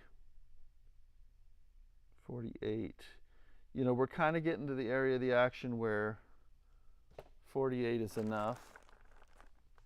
You know, where we're going to go 48 anyway. I'll try a little lead here at the front and see if that does us some good. Okay, let's try 49. I can't really put the lead any farther forward than that, really. Maybe a little bit. So I do have a medium size, but I was trying to avoid it because I only wanted to get 2 drill bits out, just my laziness. But let's try this medium-sized lead on this one. We'll put it here. See what we got.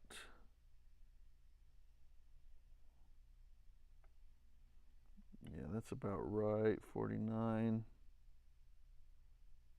Okay, 49 and 23. That's pretty good. The spec is just greater than 19. Okay. Let's see. Oh, look.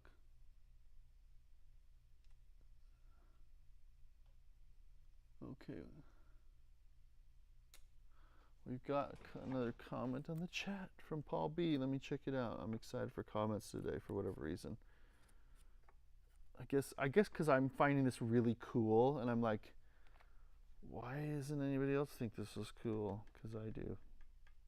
Because it's new to me. Not touch weighting, but the being able to kind of test it out and be able to play it here with the new weighting. Okay, I'm gonna read that chat here just one sec. See, did we end up where we wanted? Basically, yeah, we did. Okay. So the chat question is, what is the adjustment if you put lead in and the down weight gets too light? Yeah, so the the adjustment there is to take lead out. So you on the drill press you can drill some lead out. You could drill some. You could drill all of it out. You could remove leads basically. So like for instance, if someone had lighter hammers on this piano in 50 years or 10 years or 8 years, however long, and the hammers were way lighter for some reason, then they might want to just remove some lead. And that's the way to do it. Then you can plug the hole, you know, with whatever. And some people say, yeah, you don't even need to plug the hole. You can just stick something in it or nothing in it at all. So my personal gut feeling is that not many people are willing to, like I said, this is time intensive, it's labor intensive. The cost adds up really high for the customer. I don't think a lot of people are willing to spend that extra for, unless it's a real bad case, unless the piano's like way off, right, and it's a big change. But like, you know, here we're actually, here I think it's worth it on this piano, but with the level I'm doing, right, I'm not going as in depth and being super fussy like I would with a brand new keyboard letting it. But anyway, hopefully that answered your question about what the adjustment is if the down weight's too light. But rarely have I ever run into a piano that someone says that's too light, you need to make this heavier. Some people will say that if their teacher has a philosophy that they need to basically like weight train when they're practicing, then they want the heaviest piano possible so that they can play any piano comfortably in a competition or whatever. There's a certain teaching philosophy that's out there that I don't personally agree with, but I'm not a pedagogist, so I guess I have no business saying that. But anyway, that's just my personal thing. Okay, so for this one, what do we need here? We need some lead. Surprise, surprise. I'll get a big lead out. Put it here. And let's see if at 49 we can get it to go down. We're just about there. Really, we're at 50 here, so I'll just scoot this to another position up.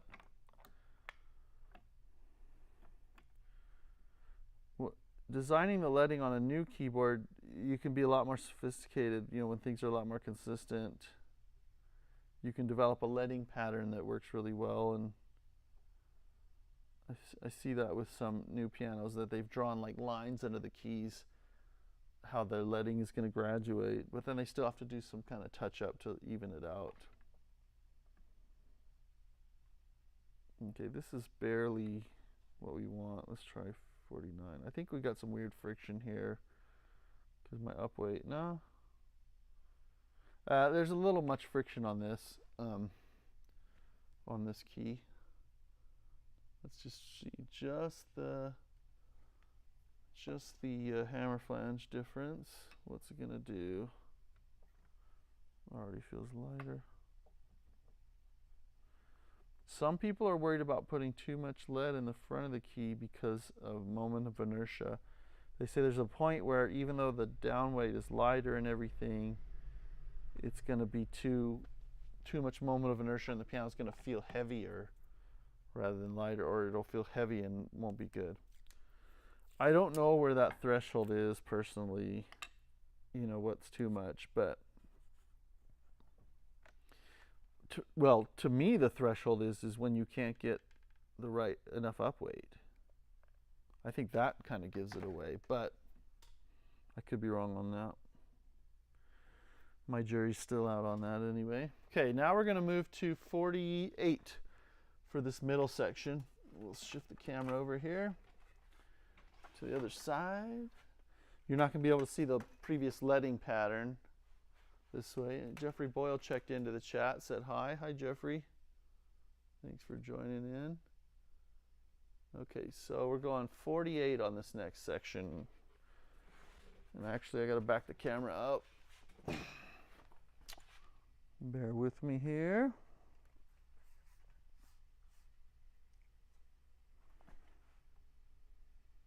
There we go. That's good. All right, 48. I imagine we'll have to do some similar things that we did to that section. The original weight on this key is about 57, 58 down weight. And I'm guessing 28. No, more. That's good. So not too much friction. So when both the numbers are high, and high being greater than 50 usually in this area, greater than 49, 48, whatever. When the numbers are both high, that's an indicator I need to add lead into the key because the hammer is just too heavy for how much weight I have here to balance it. So if the numbers are too low, both down weight and up weight, that's an indicator like what Paul was talking about, where you've got too much lead in the key, too much front weight, they call that, the weight that the front of the key has, and you're going to need to adjust that. Okay, that's 48, and great, we've got 21. Okay. So I still consider myself a student of touch weight principles, because there's a lot of physics, but I think I understand the basics at least to make a piano play better, and to make relatively good decisions as far as what I do or don't do. But I'm not saying I've arrived, no. Okay, 48 here. So you saw what I was doing on the others. I'm doing the same thing here. I'm looking at the existing leading pattern and just putting them where I can very easily without having to move leads around. I wanted 48 on this one though, and I'm not going to get it. There's no way I'm going to get it right there. Something crazy going on here. Let's see if it's friction. Let's see if the issue is friction. Okay, so I get a number of, oh, now it's acting bad. There must have been something static that was kind of holding that key there for a minute. So I'm getting 49.5 on this one, but the up weight is like 18. Yeah, 18. So for this one, I'm gonna look at friction. Just gonna put a little acetone on the hammer flange. Okay. Let's see if that changed things for us. A little bit. It did. So we're at 40. We're at a comfortable. We're at 48. Okay, 48 and 19. We'll take it. We will take it.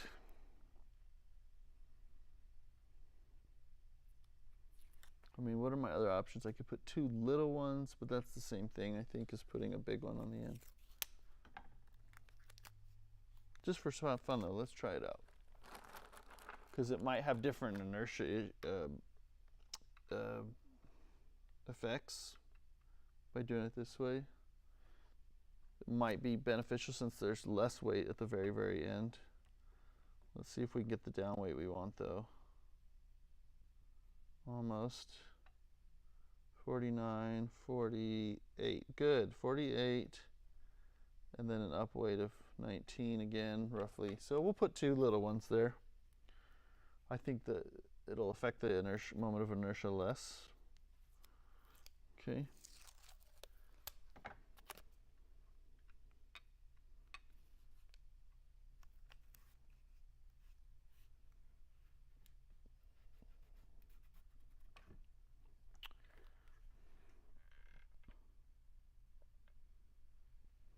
This one's going to be really stringy. My gluing technique needs practice. My glue gun technique. Okay, there we go. Yeah, it's feeling lighter, of course, and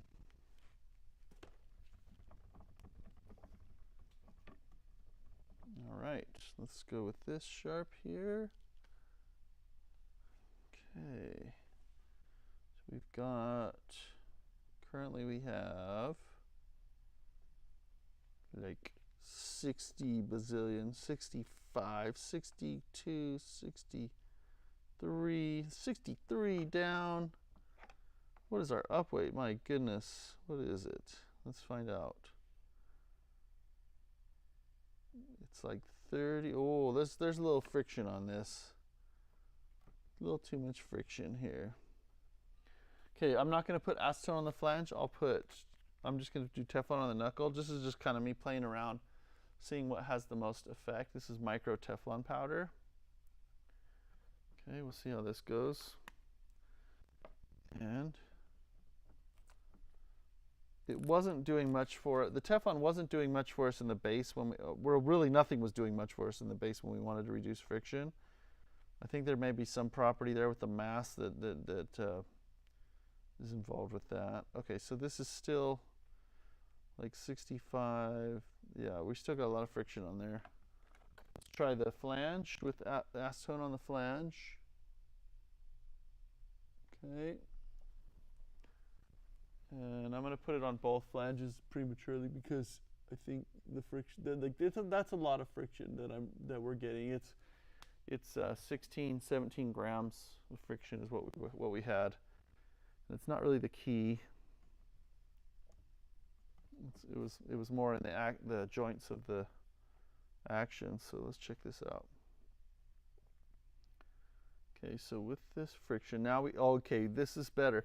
So now we have 63, and I know we read 63 a minute ago, but now it's 30, 33, 34.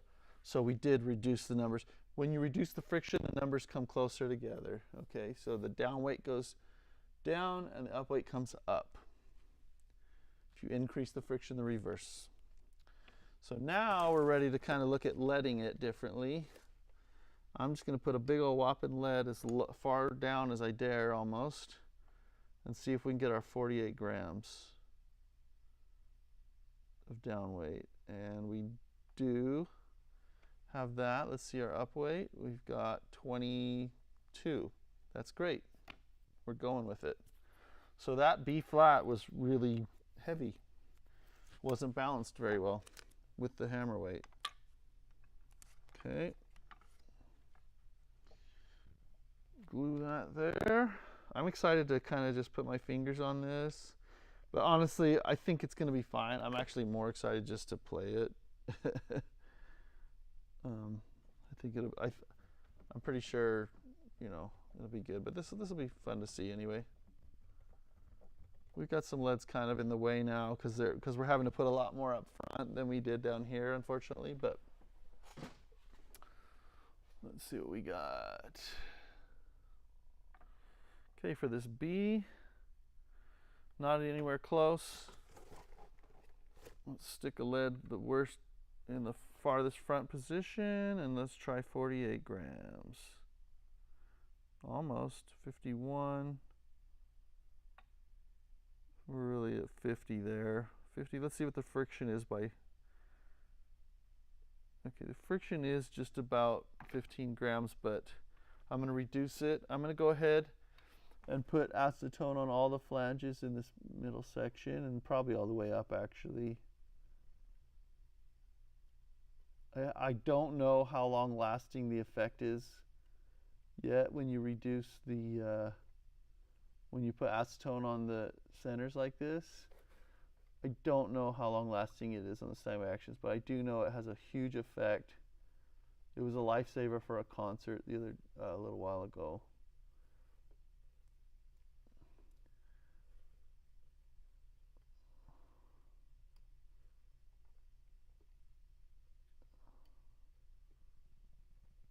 Okay, so we got that under all of those. Now let's see if that's any better. Here, let's get a big weight. I had a weight somewhere. Where did I put it? Oh. Oh, it's on there. I was on the wrong note. Okay, here's the B. The B. Let's see what we got now with the weight. 48. Yes, no, maybe so. 50, 49. That was 48 and a half, 48. Okay, we'll call it 48. It's close enough. And 21. Good enough.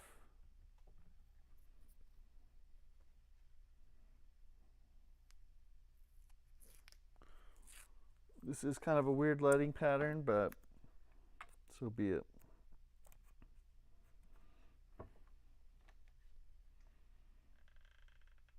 Honestly, I'd love to learn more. Like I said, I consider myself a student of touch weight right now, and always seeking to know more. What's actually going to make a piano feel better? That kind of thing, right? Okay, these are like reading at 61, 60 down weight. This is the one that we tested. It was like 60, 59, this middle C, and I remember thinking, whoa, that's so heavy. What's going on? And that's what kind of led me to think, we need to do something with the touch weight on this piano for sure. All right. Put one down at the bottom here. See if we can get 48. I think we can. So with the friction gone, we've got 48 and 21-ish. That's good.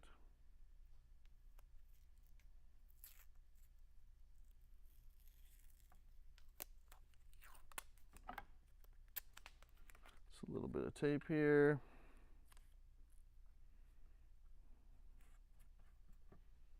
A little bit of glue.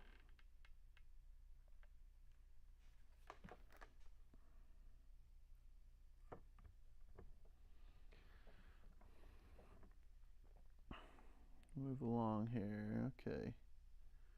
Hey, if anyone has any questions, fire them out. This is the other one I checked. It was about the same as the C, I remember. And so we're looking at similar changes needed here. Let's put this there. See what we got, if we can get our 48 or not. Okay, that's less than 48, so that's less than 48. Let's put it as high up as we can. Whoa.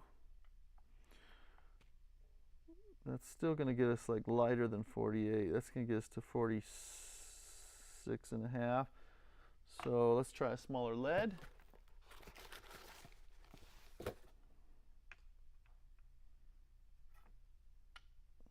Okay. 48. I don't think that was a smaller lead. Let's try this smaller lead. Let's for real try a smaller lead. Well, that's really small. That's not what I meant either. Where's my medium one, huh? I think that's him. Rolos used to be my favorite candy, and these always remind me of Rolos, but don't eat these. They're made out of lead. Okay. There, that gets us 48 on that one, and we've got a great up weight of 21 for that C sharp.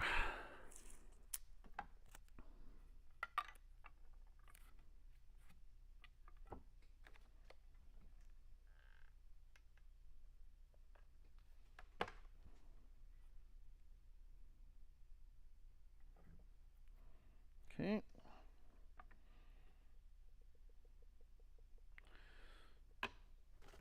Once you get going on a section, there's a lot of similarities, right? So you can kind of assume some similar things are going on. So you just make slight adjustments to the leading pattern as needed.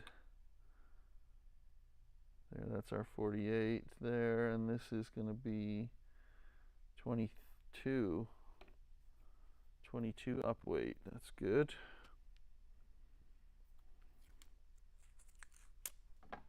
Okay.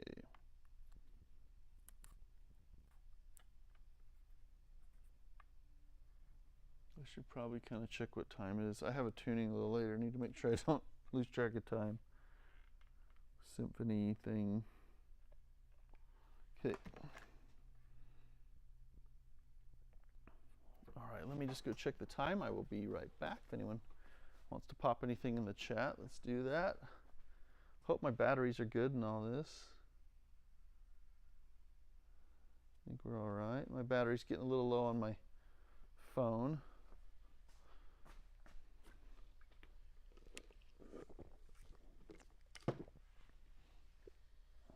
Okay, I'm gonna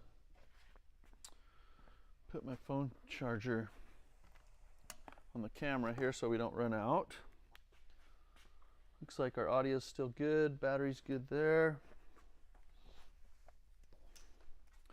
If you're just joining and you've seen some of these streams before and heard the bad audio that I had going on with the piano, you know, not so great. I've got that a lot better right now, so that's nice.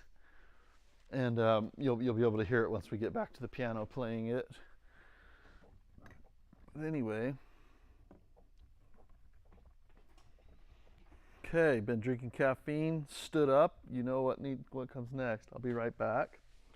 Just gonna take a break. Be sure not to make a rookie mistake and take my lav mic with me. I'll be right back.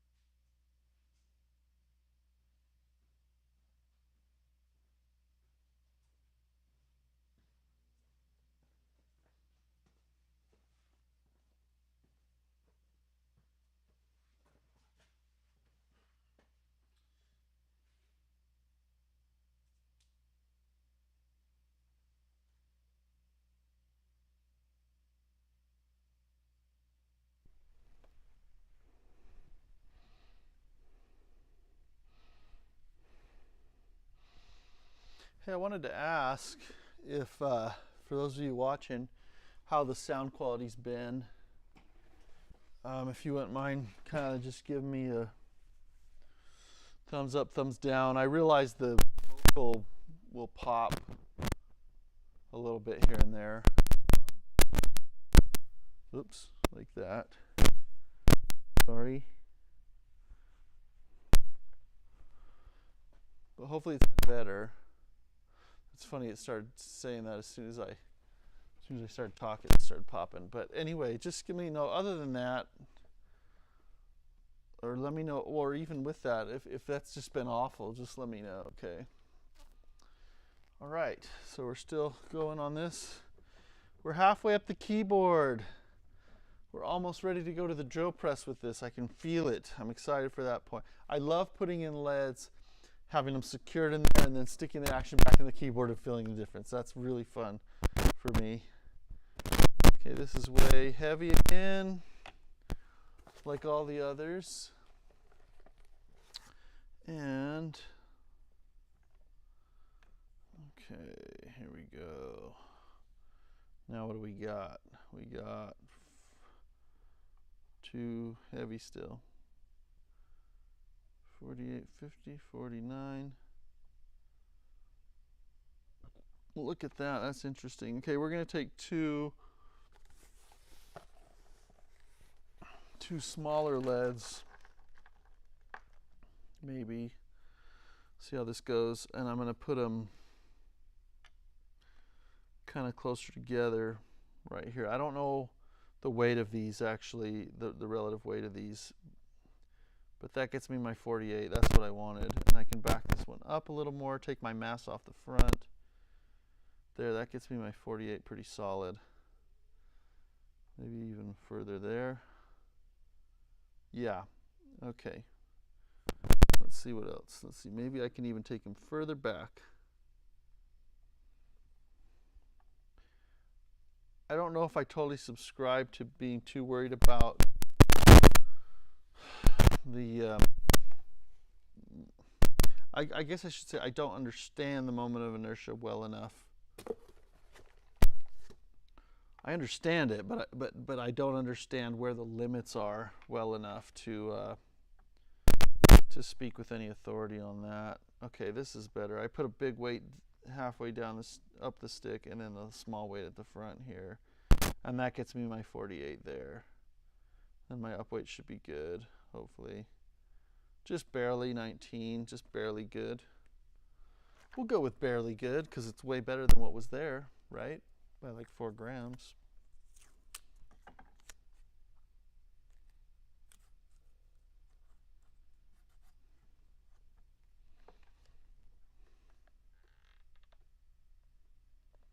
There's been people that have expressed like some real strong opinions about touch weighting and how it should be, but I don't know that I've ever seen any results. Like, it's just theoretical. I'm seeing charts, I'm seeing articles, but not seeing in practice that play out to be anything good. And a lot of people firmly believe in doing certain things to a piano that I've seen harm in, that I've seen the piano afterwards and thought, this does not play well.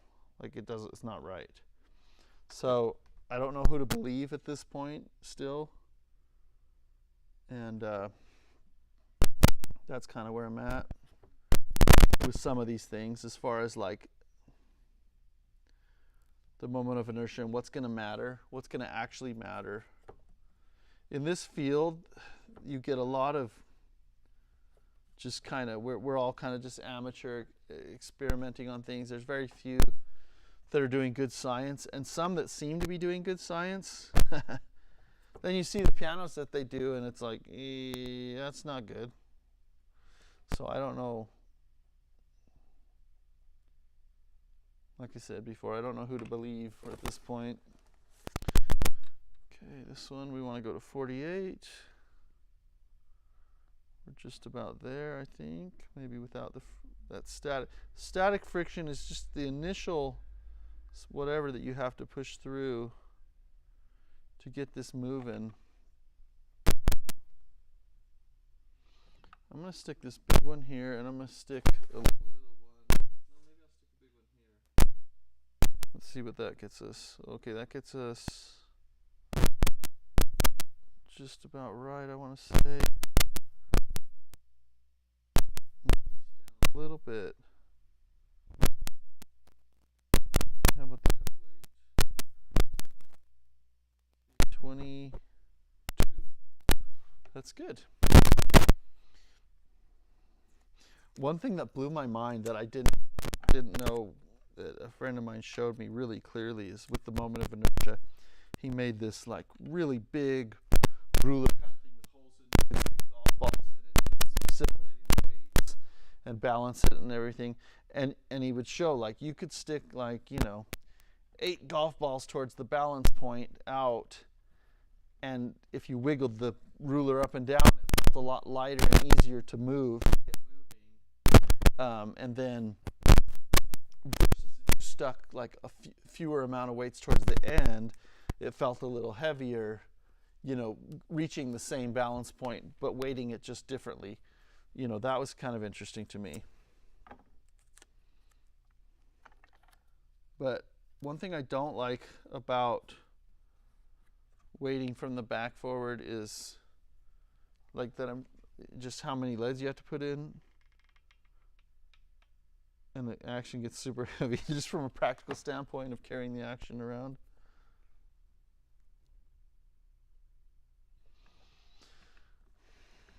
Okay. Oh, I haven't glued this one down. That's why he's rattling. I need another glue stick maybe. No, I got plenty of glue stick in there. That's great. This glue thing is working for me.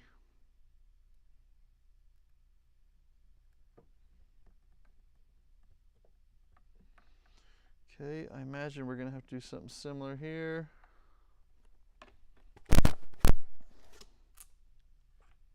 Whoops. Pried that lead off. I got to get another glue on there. It was obviously in the way of the key.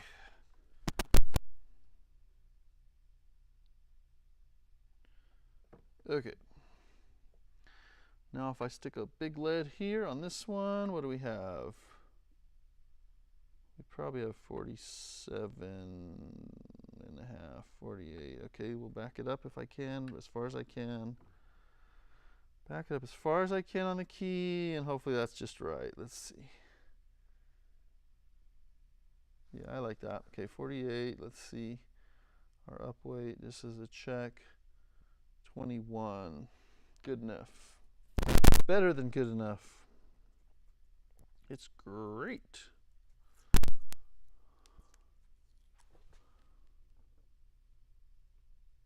So maybe nobody was able to kind of give me feedback on the sound of this stream.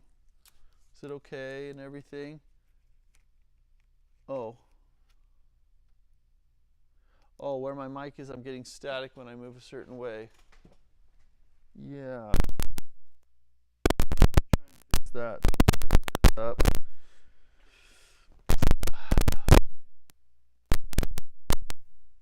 Sorry about that, folks. Okay, hopefully that's a little better. Thank you, Dawn, for bringing that to my attention. I was just going to ask. No one commented on the sound for me. Okay. Let me know if this gets any better a little bit. I do have a different adapter on the way for my lav mic that might be better. This was kind of just to get rolling initially. Okay, yeah, that's where I want it. That one's where I want it.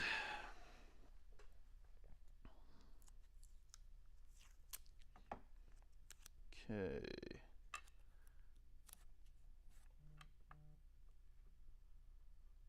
Right. Here we go. There's a few more people joining than were here previously. This is not a permanent way to weight the keys, just in case you're wondering. It's like, what is he doing? No, don't worry about that. And I don't know that it's going to achieve what I want because I've had to put so much weight towards the front. But at the very minimum, it'll position the weight that I want to drill where I want to drill it, and you know, I can take this to the drill press and it'll be a little bit easier so to get things done there. Okay.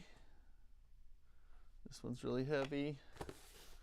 I wanted to just kind of play it, you know, in the piano. I'll still be able to get a little bit of a feel maybe, but not so much because I am getting some in the way of my fingers now.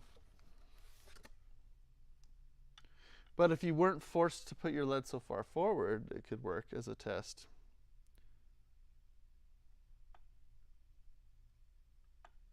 Okay, that one's too light.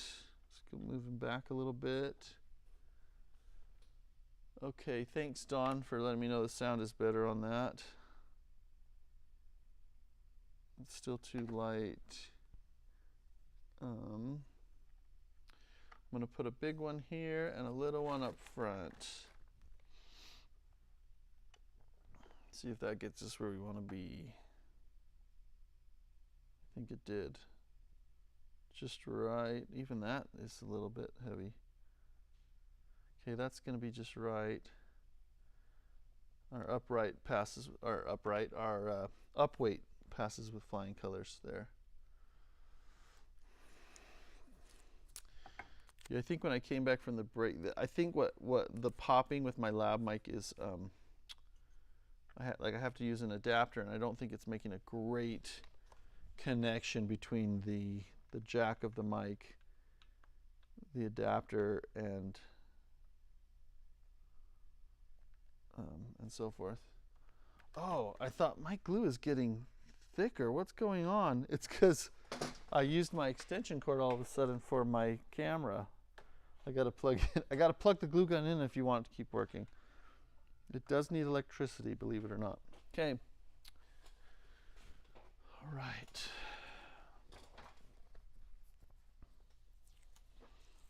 Okay, we'll put some tape up here. Put that lid on. And we'll glue this.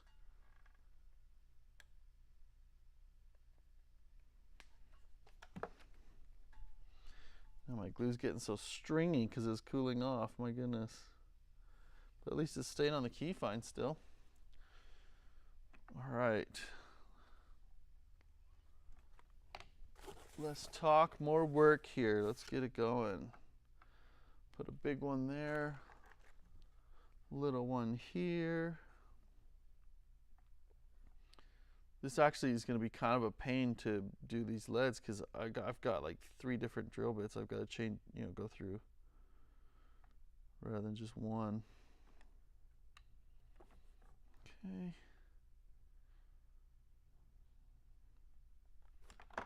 Let's try this instead. Just one big one towards the front. There, I think that's going to work better in this case.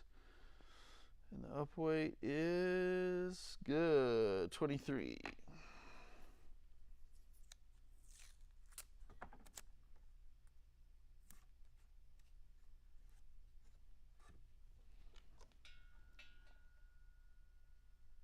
There, now my glue's better.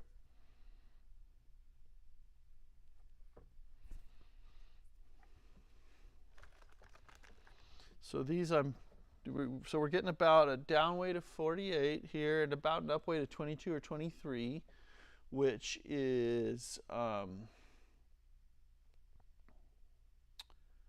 know, that's good. I'm trying to think. So if you do 48 minus 23, right? That's 25.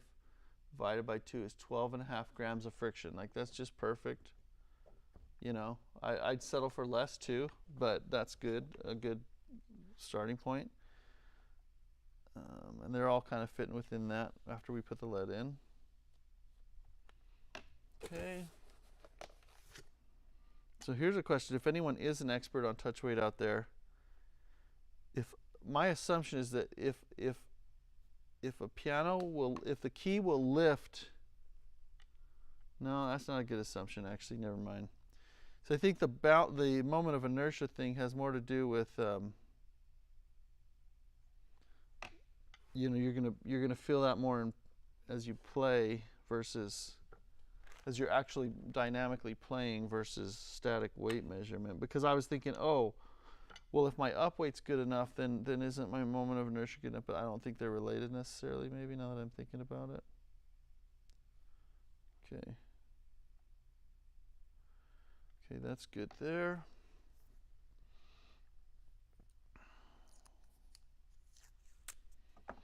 So, one of two things on this piano before. Either the hammers were lighter, or it was just a really heavy piano that was uneven and didn't feel that great. Could have been either of those, honestly. I'm not sure which. Between 1930 was a long time ago, so.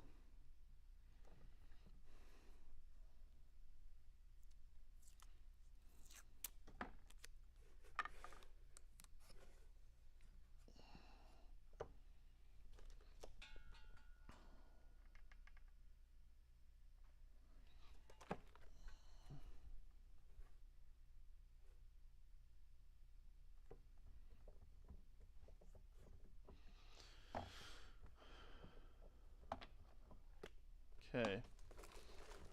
Let's stick these leads down on the ground here by me. I'm hoping our work will get a little easier once we get into this next section because the hammers aren't hung out so far. And even this one's a little lighter. Okay, good. I think we have a little bit less work from here on out. Let's see. I'll put this little weight here. Yeah, he's too much for him. There, let's put it right here. That's too light. So we'll put a heavy weight back here and hope that does the trick for us at 48. Yeah, we're going to call that 48, 48 and a half, 49, 48. Up weight of 25, peoples. Okay. Okay, Don Pryor, I know you don't care for whip and assist springs, but I think I would have gone for this before re-weighting, at least to see if that would put you where you want. Yeah, I really don't like whip and assist springs if I can avoid them. For a change of like 1 or 2 grams just to even things out, great. But think about what the whip and assist spring is doing. That spring is loaded to the max, okay, right at the, it's already loaded, it's lifting the whippings up, it's loaded as high, as much as it'll be, and then you push the key down, and it's not loaded as much, okay? So what that means, that's great for pushing the key down, but what happens when it goes back? The resistance of the spring increases as it comes down, so it decelerates the action as it's coming down. And I think a lot of pianists at first on the whip and assist springs, they'll be like, wow, this is great. But then it decelerates it as it comes down, and it changes the way the mechanism is. A friend of mine who's a really excellent pianist for real, he had them on his piano for a while, and others too. Like I said, he described it as like a drug. You know, you get used to it, but then it kind of messes up your technique after a while. So, and I see people going through and putting whip and assist springs on and loading them up 10, 15 grams of difference, and I think that's just way too much. I don't think the action won't play as good, in my opinion. And this is actually putting me exactly where I want to be with the weighting. It's putting me right to spec with Steinway. Paul B says, "Is there a way to only adjust the up weight without affecting the down weight?" No. So they're always gonna work in tandem. The other, both numbers are gonna change no matter what you do. Okay.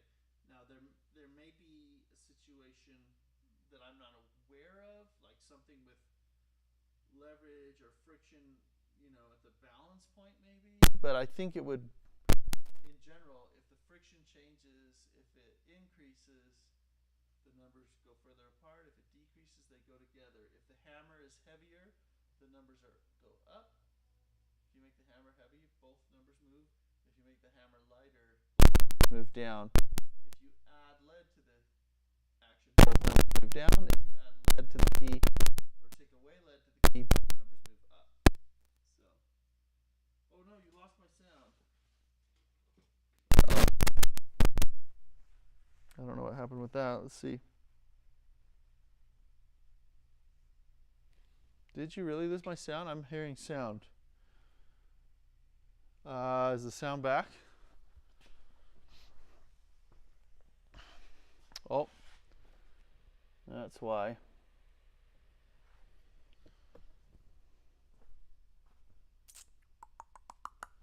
Okay, I'm just going to talk in this piano mic for a second, just so you know.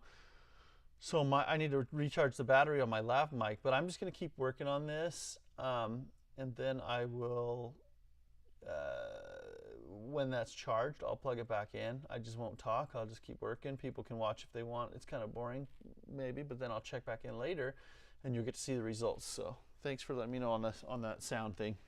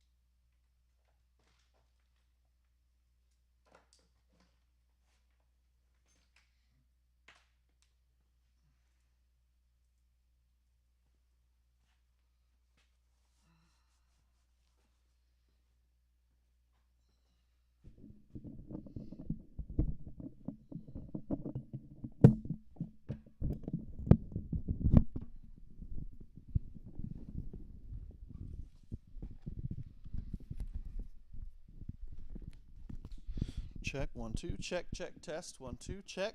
I'm just checking this other mic. I'm going to use it instead of the lav for a bit, so that way you might still be able to hear me while I'm working here. Hopefully that, yeah, that's actually kind of hard because it's so directional. This is an instrument mic, but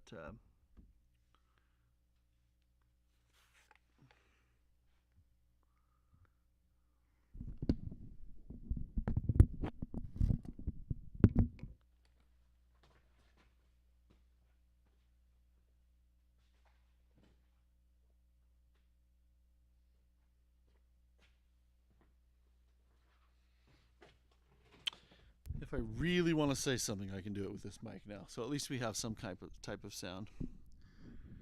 Okay.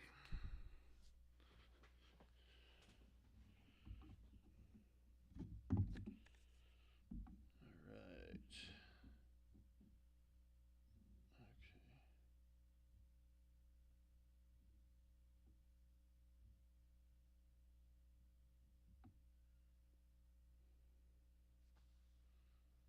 I should mention on whip and assist springs, one thing also that kind of sells me on not using them is the fact that of the good piano makers, the higher end pianos, I don't see any designs. I don't see anyone designing it with springs on it. That might be a valid argument. For me, it's a valid argument to maybe steer away from that in terms of the best touch possible. Just getting the static numbers where it looks right, I don't think that tells the whole story of the work that's being done or the way it's behaving. And it might not show up at a certain level of playing, but when you get beyond that, I think it does show up. So, but again, like I said, whip and assist springs, if you're just loading it with 0 to 3 grams difference, I think they're fine. I think it's great because you can kind of dial in things like just perfect, right? But you know, a lot of my customers, they're kind of asking for genuine this or that, and I can't get, you know, I can get Renner repetitions with whip and assist springs, right? But I just steer away from it just because I've had the issues.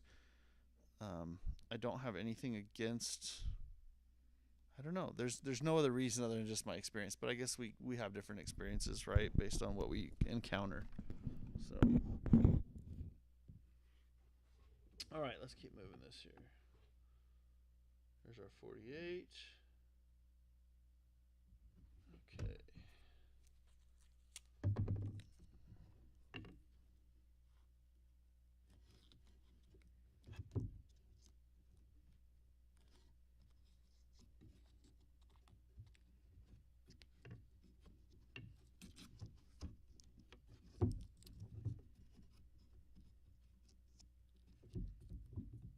Okay. Some glue.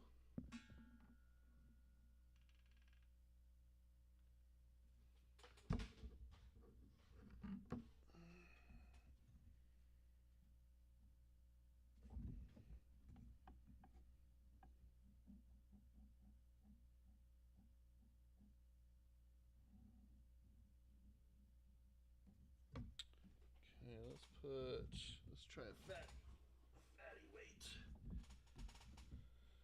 towards the end here.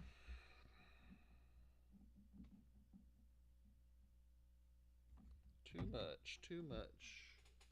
Let's try a little guy. Okay. There we go.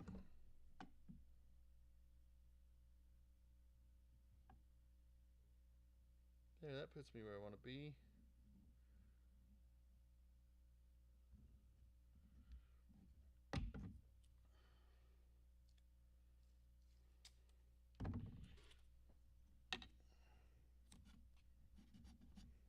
To me, the thing that can't, at least with the math that I know, the thing that can't be described or pinpointed very accurately is the dynamics of when the piano's actually in motion, the action, you know, when you're pushing the keys and how things are behaving that way. I think that gets really difficult to say, but I think certain adjustments you could make will adversely affect that, you know, even though the static numbers might read okay. Okay, that one's, we're going to go a little weight on that.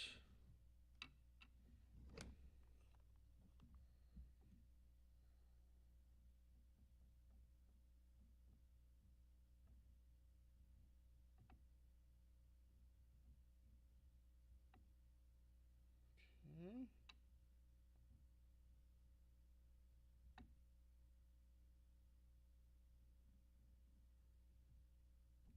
Can't quite get where I want to be. I might need to add a big one towards the back of the key.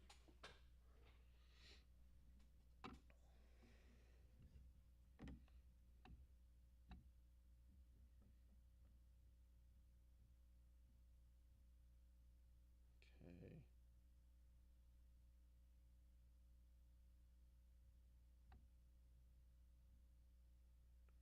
That's just about it. Just about it. I think I'm going to go with that. It'll be close enough. Okay.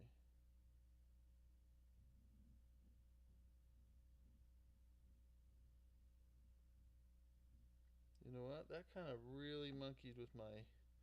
We've got a friction issue on this key a little bit. Put some Teflon on the knuckle, see what happens. For fun. Okay.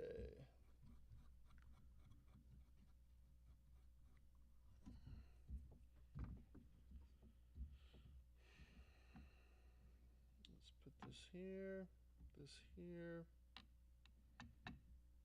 See if that changed the friction at all on that one. It did. We're getting 48. Now our up weight. Yeah, now our up weight's 19, so that's good. Still a little much friction on this one, but at least I know like I'm there. Like I could still like lubricate the whip-in flange if I wanted to on that. So if down the road I really thought it was going to make a difference with, you know, on this piano, so I or whoever's servicing it could do that.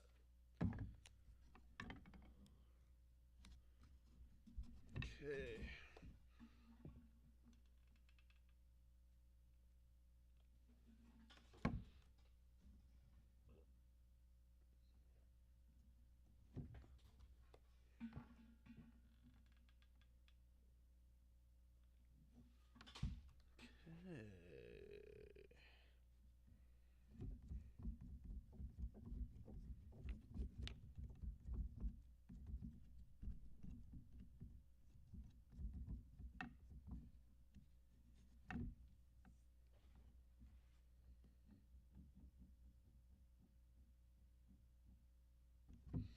So I'm getting where they need less change. They don't need as much change on them.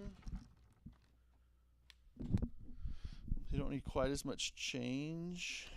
So it's actually kind of getting a little more tricky to achieve, but not that bad.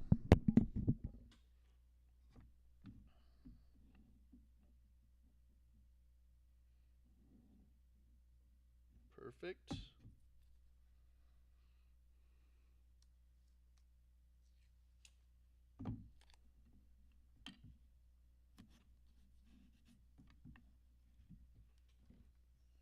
All right.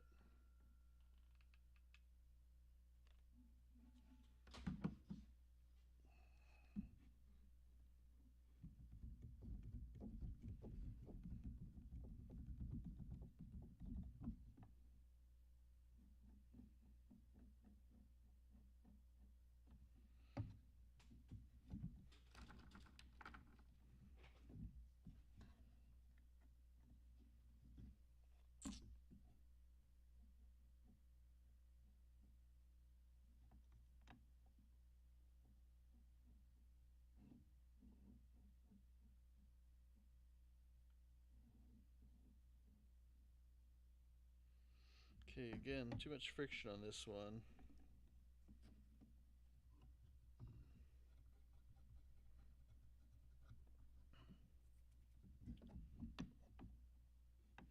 So, you know, if I'm playing around, I'm changing the friction on this one note or this one note, like I know then what that means is down the road, they're going to, you know, if the friction changes with the weather or whatever, or it becomes all the same, they're not going to be as even, right, as what I'm getting here, but at least I know it'll be way closer to within tolerance. Also, there's kind of an assumption that a little lighter is okay, but heavier is not, like it's the worst. It's the worser. It's the more worser. I don't know how to say that. It's a more worse offense. I don't know. I'm having trouble with my grammar there. Maybe someone can help me out. But okay.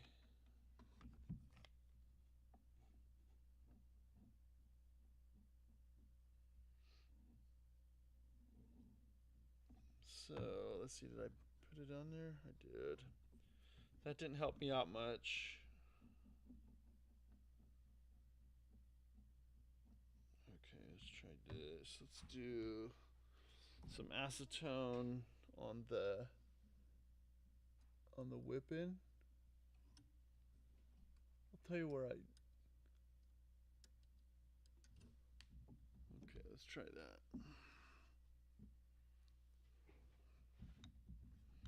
Let's see if that changed anything for us.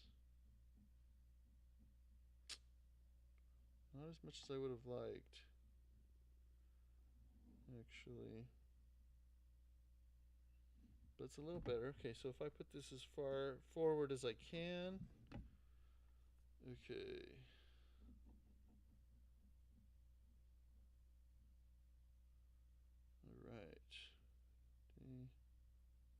49.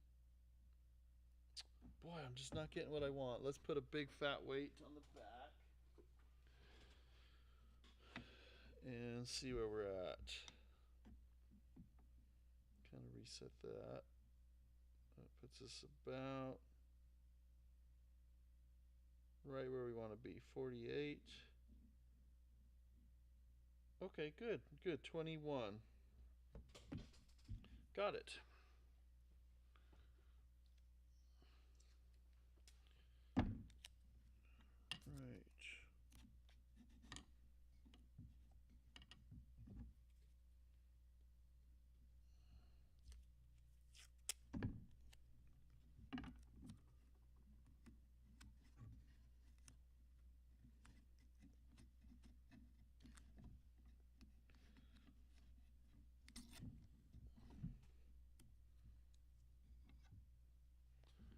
Okey doke.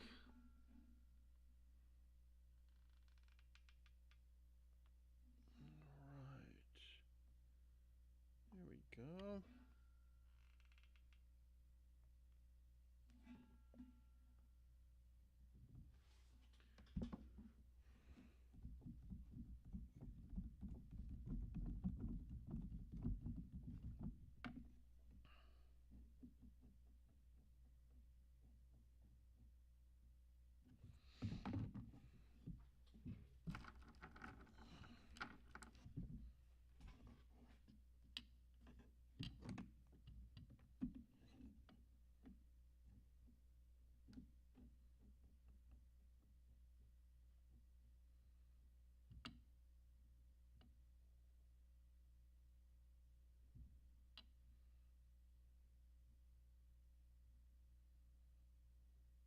I will say this. I was just thinking, just in case the sound isn't so great, I was just thinking there are a lot of pianos that I've played, or a number of them, for instance, a D, that someone has just added a ton of lead to, brought the down and brought the down weight way down, and they've been played in a lot, so there's not very much friction.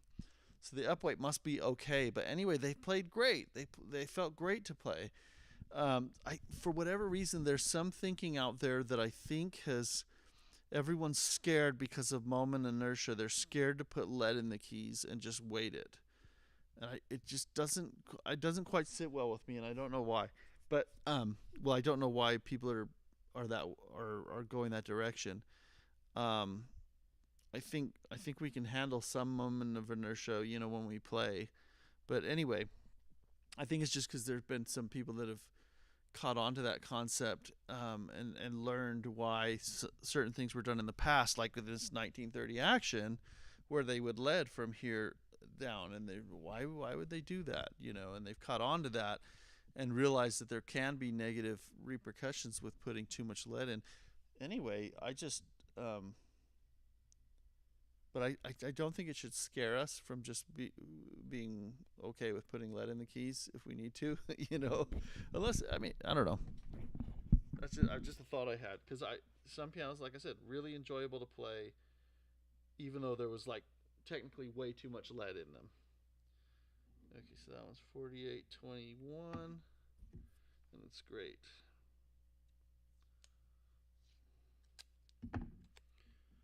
I also think a lot of people they assume certain numbers that for downweight and upweight that I've found to be, on the whole, objectionable to most pianists. Like saying, people throw around 50 grams all the time. Oh, you want 50 downweight in the middle of the piano, and I'm like, whoa. Any piano that I felt with 50 downweight, for the most part, didn't feel good. Like it was too heavy. That's not just me saying. I'm like, when I experience pianists and what they're asking for and the pianos that they like or don't like, I think closer, if you can, down to 46, 47 are the ones that people are like, wow, this is a great piano, And I think friction has a ton to do with that. If a pianist feels a piano that has friction, they say, oh, this isn't as great a piano. It needs to be worked in.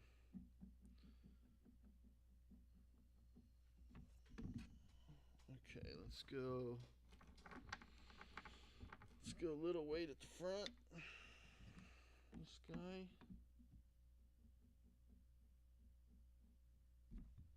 That's not going to do it. Give me a pile of big ones here where I can reach them easily. Okay. Let's put this as far up as we can. Maybe right there. Oh, you know what? We want to go to 47 now. I just realized that's what we want to start doing here. Not 48. Let's see if we can pull it off.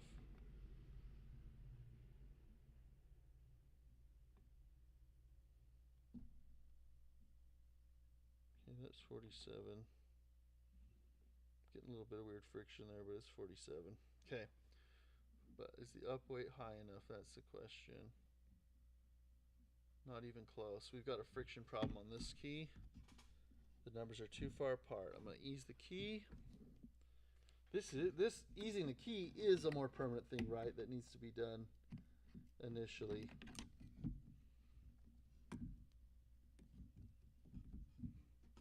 Check this here on the balance rail. Let's see if there was any change just with easing the key on that.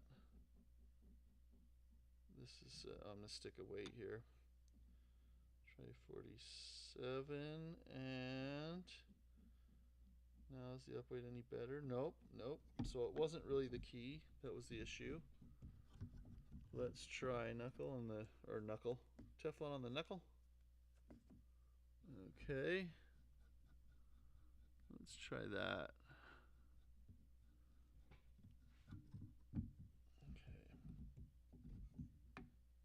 See if that did anything for us. If we go to 40, oh, where's my weight? Let's put it back here. 47. Okay, that did decrease the friction. Now my down weight's going all the way down to, with the lead in the same spot, it's going down to 44. So I addressed the friction better. So now, let's say if I put the lead up here and go to 47, that's just right. Now I should get a much higher up weight because I'd reduce the friction, those numbers would come together. I am getting a higher up weight, but not enough, okay? So just the Teflon on the knuckle in that case wasn't enough change. Let's try some acetone. Just make sure we got it in the hammer flange and then in the whipping flange here. Let's try that. I think that feels like it freed up a lot more. Let's see if it actually did. So now, if I go here, I'm getting a much lower down weight. So that the whipping flange had more friction in it, quite a bit more there. Okay. All right, we're gonna put a little weight down at the end and see if it achieves what we need here. It's too light. This is a good sign that it's too light, right? Whoa, see, that really reduced the friction on us. Changing that, there we go. Okay, I get 47 right there. Now watch, the up weight's gonna be way higher than what it was before. There, now I get 21 up weight on that one. So when you really understand it's a simple equation, right? The more spread you have in the two numbers, the higher your friction. So you start to recognize really quick, oh, that's just too much friction. Most touch issues, like where that I've come to in a practical servicing scenario, where people say this piano's heavy or what it's too heavy or whatever, or sluggish, it's a friction thing. And if you learn how to kind of address the friction issues, like, it's done, and it's great piano. It's a new piano. Sometimes even just lubricating the front, the front balance rail pins makes a huge difference. Okay.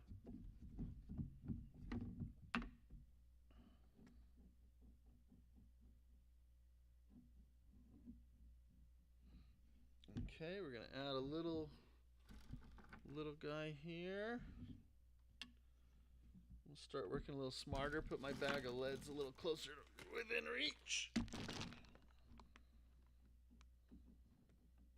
Want 47 here. Not quite, don't quite have it there. I've got it there though. 47 and up weight of just about 20 or 19, so we'll go with that. Again, the friction's a little higher. Gosh, I might as well just kind of reduce the friction on the whip and flange all the way up, right? Since I'm kind of seeing issues with that here. So maybe I'll do that. I'll stick some acetone on all of them.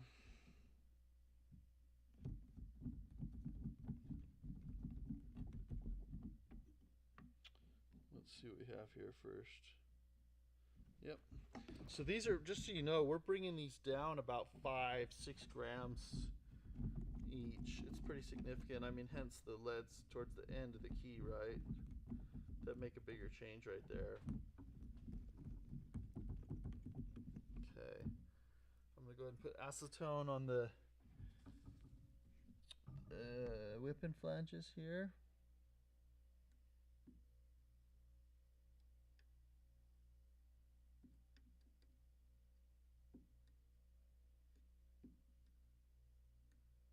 I already put it in the hammer flanges.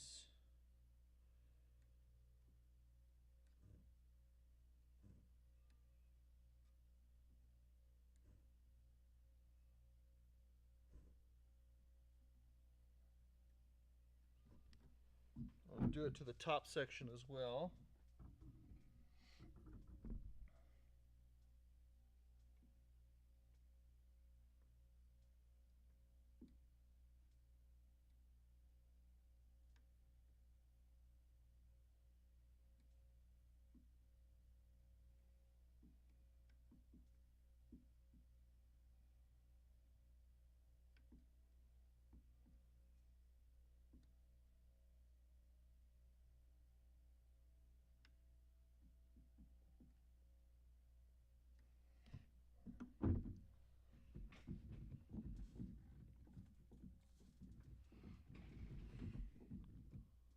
Feels way lighter in general here. Let's see what we have. Okay.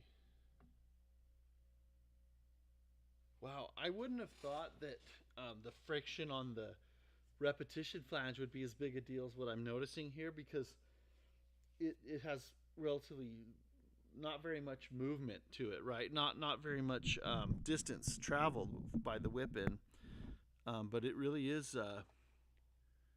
It's making a difference on the friction for sure. Okay, so I'm gonna go ahead, see what we can do to get the numbers we want here. I think this little one at the end will be way too much. I think we need a big one. Oh, it's not bad. 47. Okay, 47. Good. And up weight 21. Great.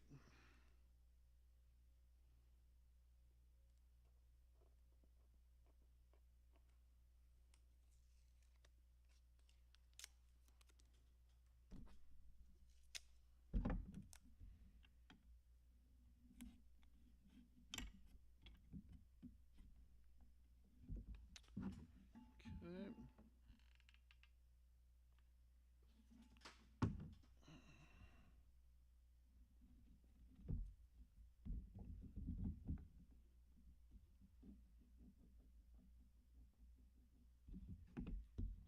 Get another little lead out here.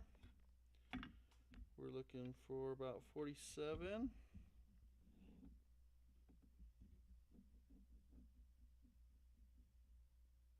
That's it.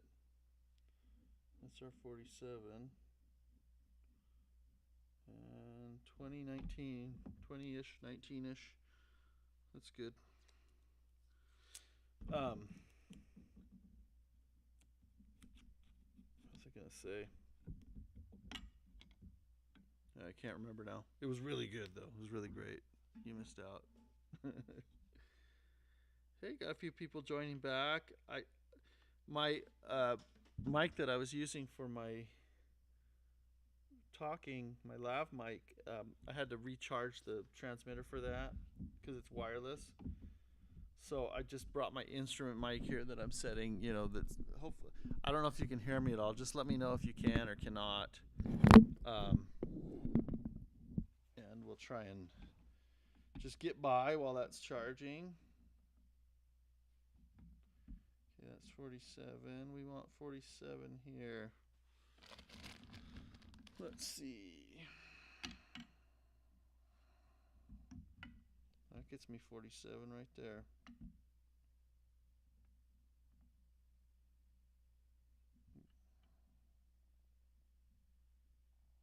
Okay, 47.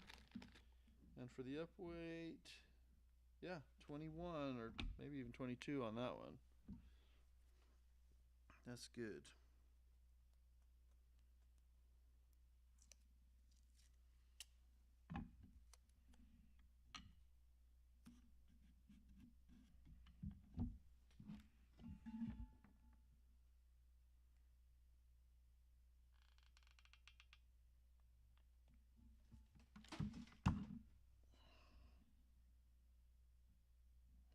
Okay.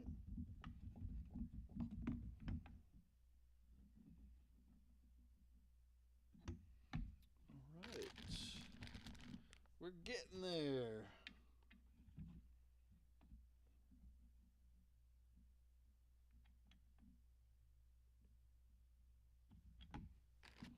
We are getting there.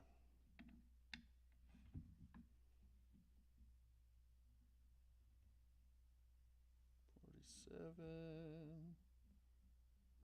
No, that's too much. It's not doing it for us there. Try this one.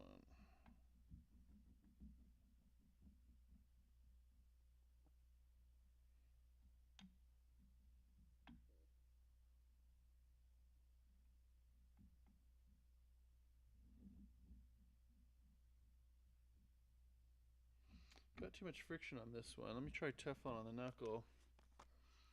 So the assumption is that when the piano's in service, these lubrication things will be done wholesale all the way across, right? So that,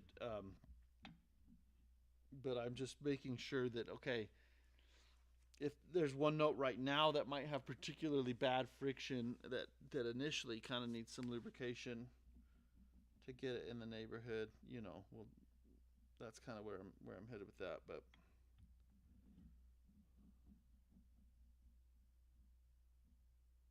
$48, $47.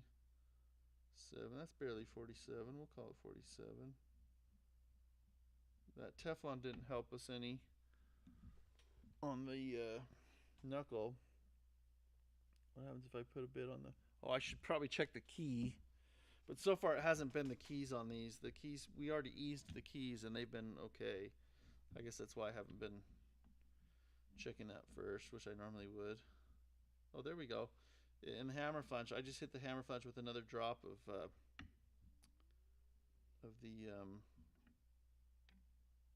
what do you call that? Acetone. Okay, there's our 47 now without that big weight, and then our up weight's going to be way better. Yeah, 22. So that was a friction problem.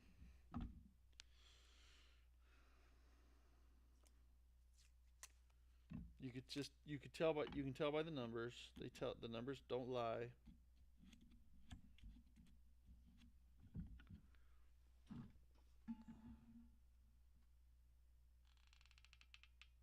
Doesn't look like we have any comments on the chat, but I am watching it. I'm keeping my eye on that if you want to pose anything or throw anything out there. Don Pryor and I agree to disagree a little bit on whip and assist springs. If you're like, what are whip and assist springs, or you know, or what, anything you want to know on that, we can go through that.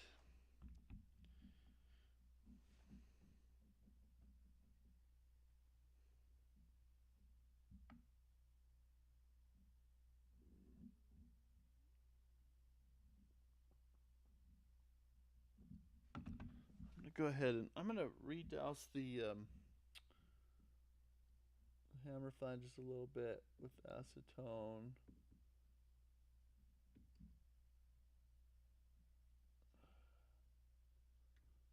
Because I am noticing I maybe just didn't get them as well the first time around. Okay. So that one, we almost, without any new weight, we're almost at the spec where we want, which is 47. We're just about there. What can I do? Can I add a lead? Oops, a little Teflon there, won't hurt anything. Add a lead up towards the back maybe, and there we go. Oops. Okay. Someone calling in there.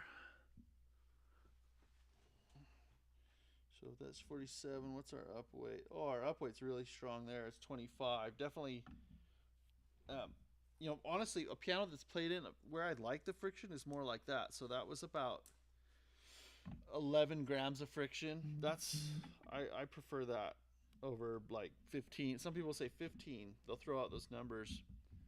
I think that's way too much for the piano to feel good.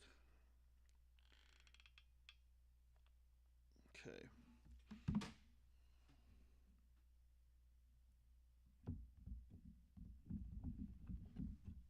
All right, getting there, getting there. 40 something. Nope, that one needs some weight for sure. Let's try putting one right in the middle here where there's a spot.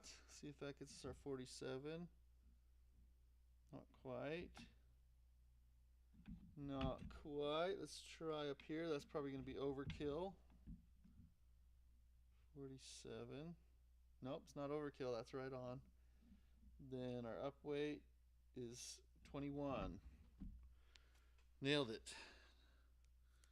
Nailed it.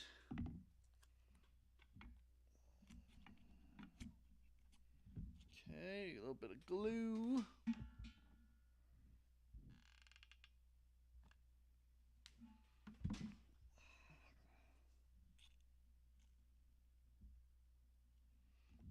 So I'm sure everyone's got things to do today, but you know, but for those who might be joining later, I'm gonna keep streaming throughout the day and night. Probably I'm gonna be finishing this piano, hopefully getting it basically ready to go.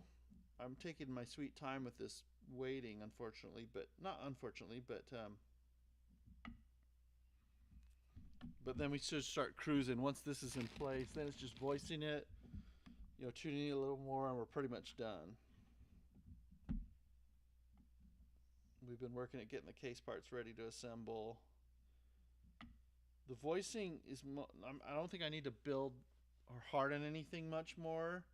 Maybe a little bit on the in the treble, or this first treble section a little bit. Oh, there we go. Up weight of 23.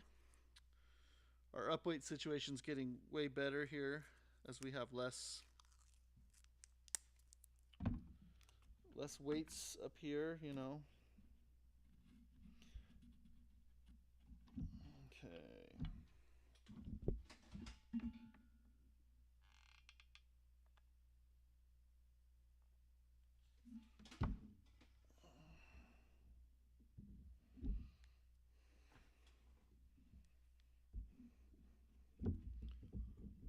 Okay, let's see.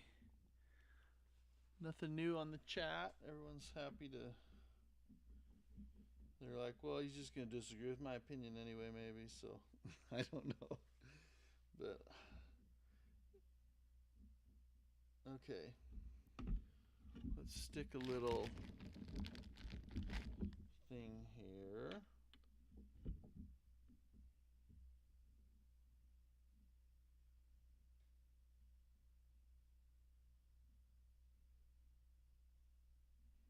A little bit further forward there.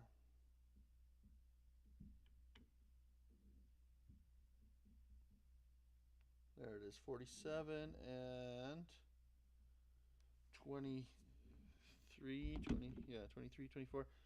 The up weight gets way better, gets way higher, or it's easier to get a higher up weight as we get up to these lighter hammers. I don't know why, but someone does out there maybe.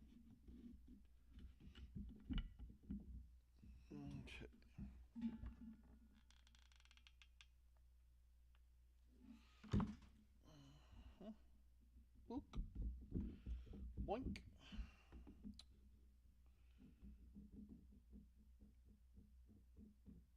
Alright, let's try this lead here.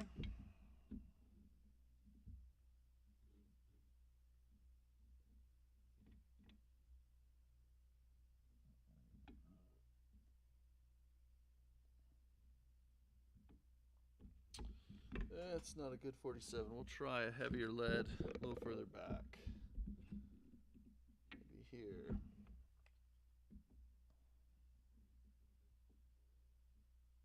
There we go, 47. And an up weight of 22. That's great. Super.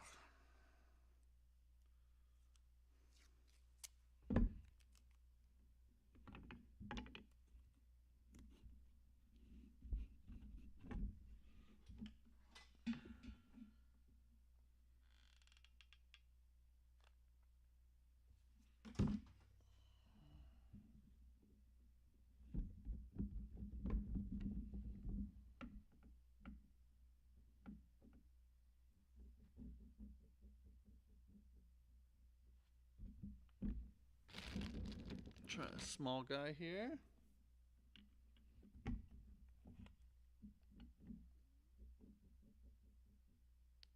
$47.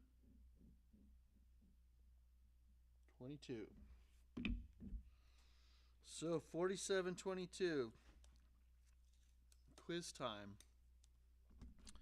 The formula for friction on the system is down weight minus up weight divided by 2.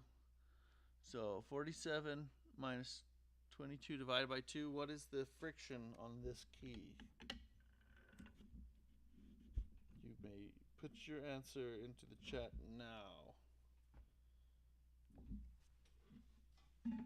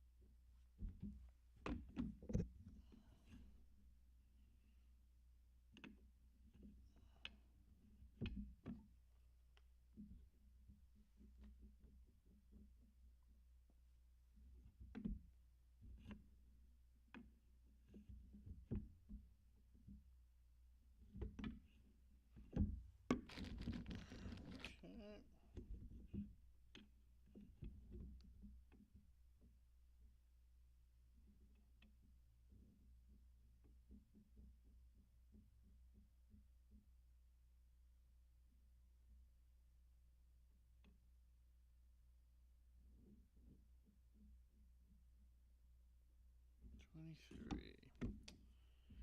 All right.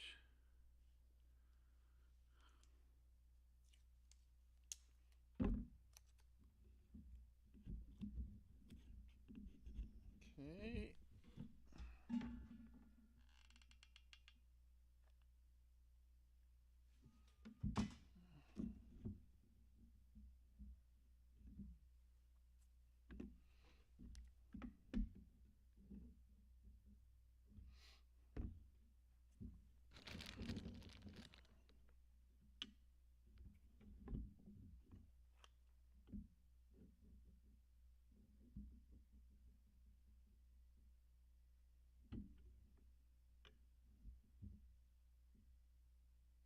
There's our 47. There's our good strong up weight. That one has less up weight, a little more friction on that one for whatever reason, but it's within range. I don't need to tweak it or anything to make sure it'll work. I think I've got my lead in a good spot.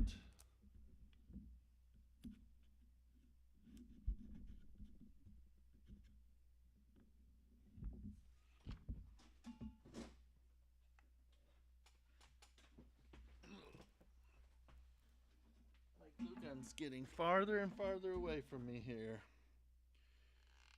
The further we get up the keyboard.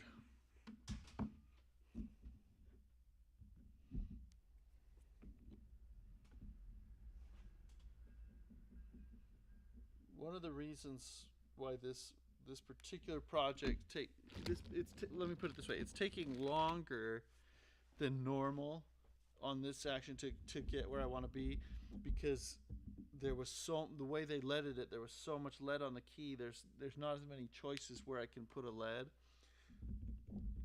With other actions, there's not nearly as much lead usually, and you can kind of it's faster. You only need maybe one in the right place, or two, and it's a lot quicker. Okay, I think that's our 47 right there. Yep. And good strong upweight at 25. We'll take it. 47. No one answered the last question. 47.25. What is the friction on that system? 47 and 25. 47 minus... Oh, come on. This keeps catching up. 47 minus 25 divided by 2.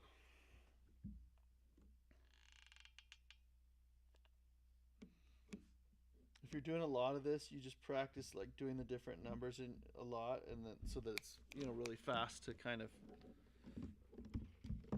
identify where you're at. Okay. All right. So close to where we want to be.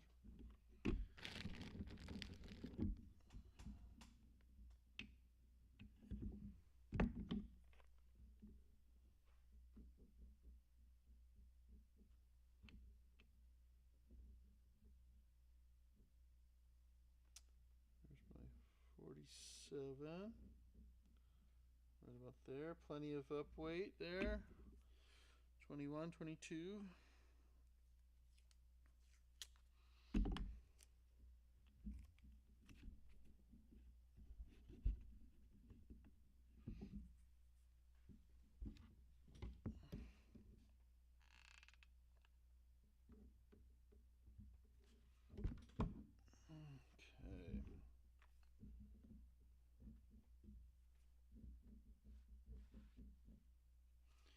I'm almost to where I want to be. 46 now at the top.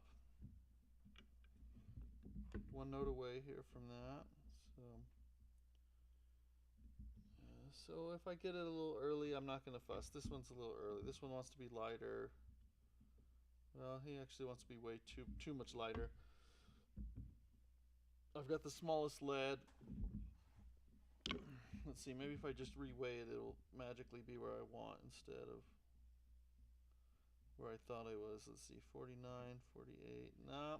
So it's kind of yeah, I think there's something a little bit weird, with him initially, but it's working. Put some Teflon powder on it. We might see a different story here. When I rub that Teflon powder on the knuckles here, I can start to feel a difference, the way it feels, It is a little bit smoother, but some pianos, that'll make a huge difference. Others, not as much, right? Okay, I'm just not getting what I want. So I think I might try and put a small lead a little bit somewhere a little unorthodox here. Right on the bend. That doesn't give me enough. Wait. No, it does. That gives me 47. And it gives me an up weight of 25. I'll squeeze that lead in there. It's a small one. We can do it. It'll be okay if I'm careful. Alright, so we're going to tuck that in between two others that are there. And I want to glue them for fun because I want to put my fingers on the keys before we drill it, just for fun. even though it turns out that's not going to be as practical as I was first hoping because of how much lead I'm having to put this way. But I didn't know what I was going to find with the weighting. I was hoping it was just going to be like one lead that we needed here or there. Okay.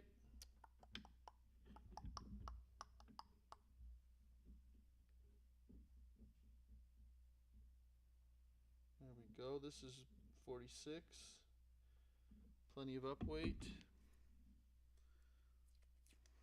So the smaller pianos, you know, they're looking for different numbers. I know for the Hamburg smaller grands, looked like the chart was saying basically like 47 pretty much all the way across.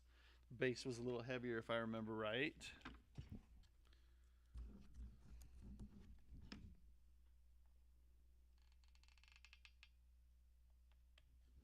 Okay.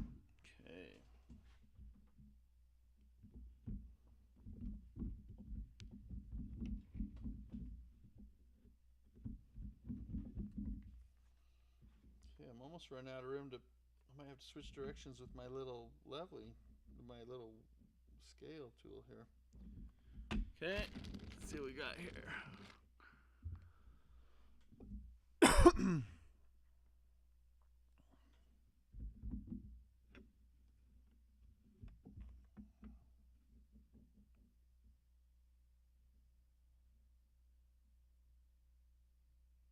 I want 46. I have to remind myself here. 46 is what I want. And that's 46. Good. 4621. Okay. Okay.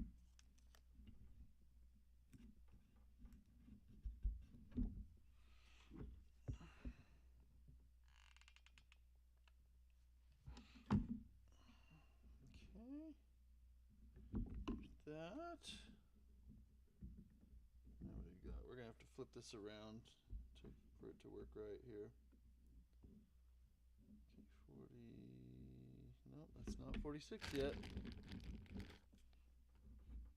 Let's go here. That might get us there.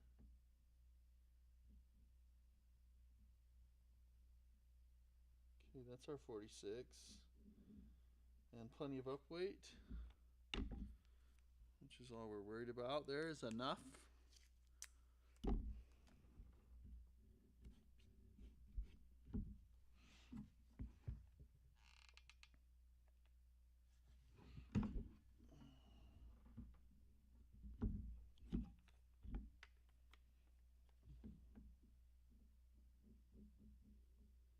Okay, great.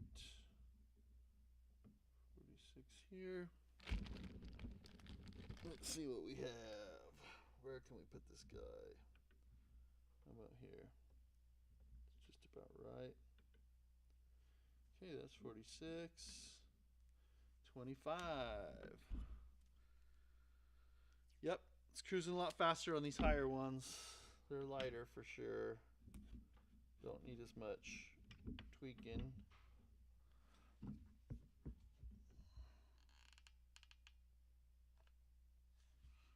And you're welcome to interrupt me for whatever, questions, comments.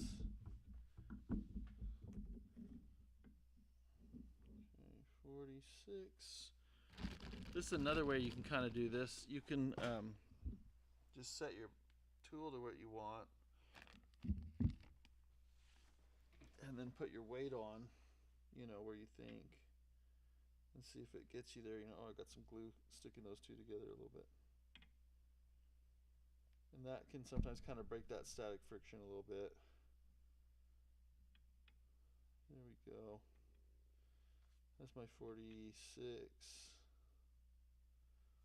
And up weight's been great on these. You know, it's not, we're not pushing the boundary at all. It's fine.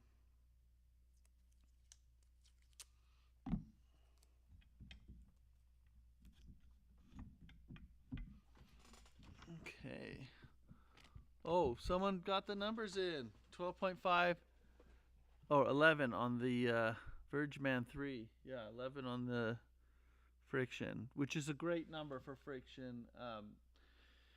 The less the better, if as long as the parts aren't wobbly, and they're stable like that. So thanks for chiming in there, making me feel less alone there, Vergeman 3. Let's see, here we go. All right. Okay. I'm gonna go 46 and just plop this down.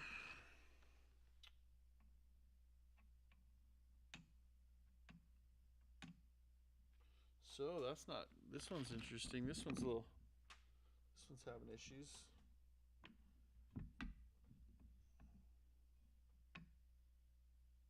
There's my 40. No, that's 47. 46 is going to be here. There's my 46. Right there. And then up weight 46.22, okay? 46.22. How many grams of friction on that one?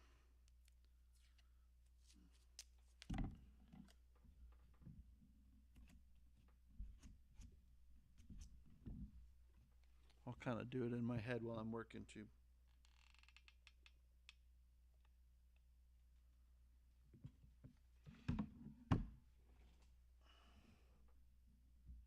Not as good a number there.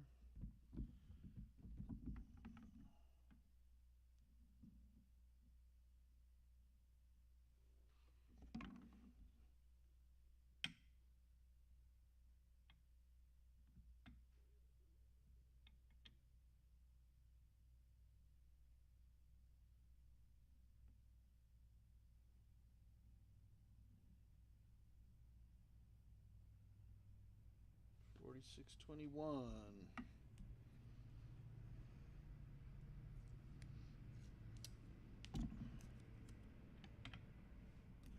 Friction can get really out of hand on some pianos. You'll find wow, there's a ton of friction on here, and that's no wonder it feels crappy, I'm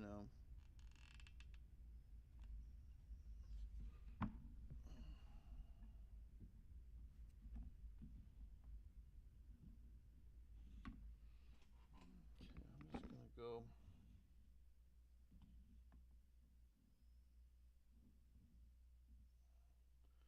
Place my 46 on there. There's my 46. 21, 20-ish. A little more friction up here. I can't remember. Maybe I didn't do the whipping repetitions as much.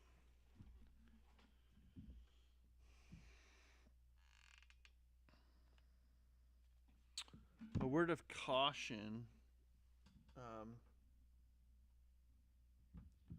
A lot of people will say, okay, if you don't have the friction you want, you need to repin your flange so that you have the appropriate friction. But I find that it's easier than people think, than most technicians think, to botch a repinning, and not have it be as good. They think it's right because they measure it or whatever right after they do it, but then lo and behold, a little bit down the road, and it's way less than they thought, or or way wobbly or something. That's all. It's just a caution that if you're gonna repin, you better do a really good job and make sure it's right, if you're gonna end up with a better situation than what you had before. Okay.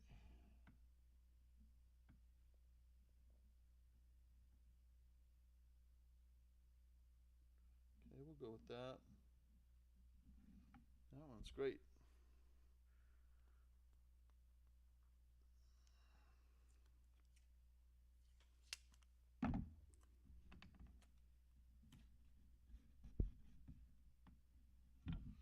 Okay. I have to go do a tuning. And I'll do another stream once I get back and continue to work on this piano.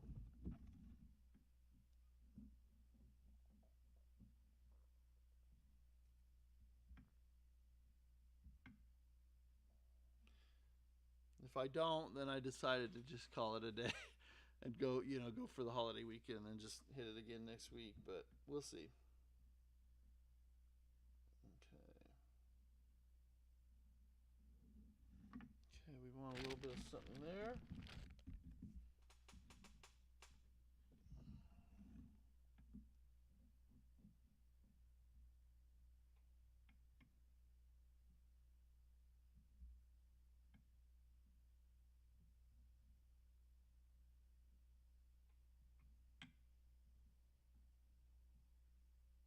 There we go, there's our 46. 46, 23. Okay.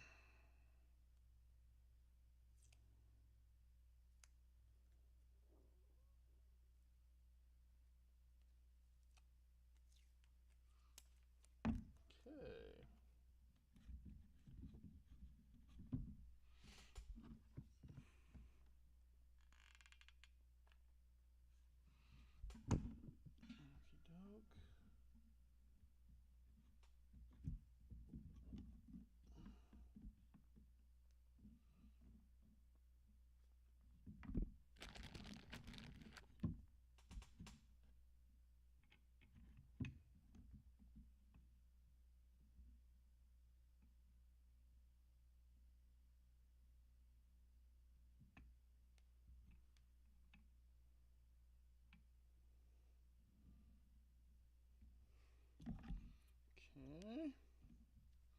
Got little strings of glue everywhere here.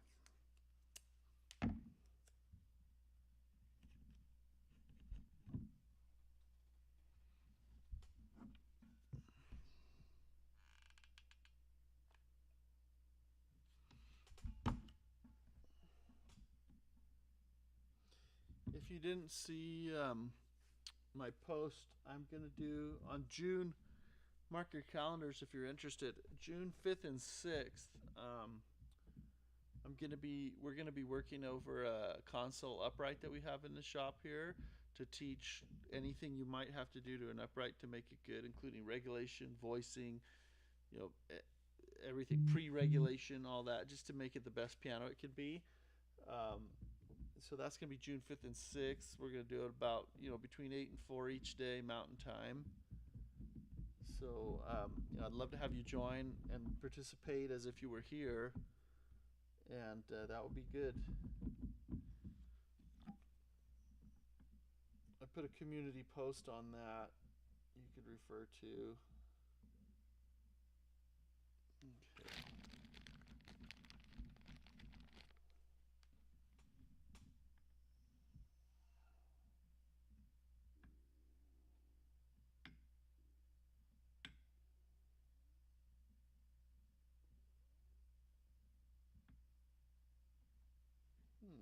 Let's do this. Let's do a bigger lead higher up.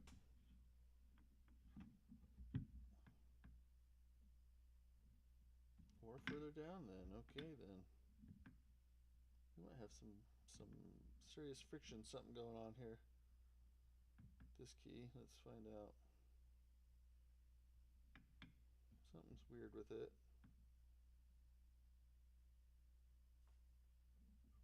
46. No, it's okay. 4621. Just was weighted differently. Just had to be weighted differently for these hammers.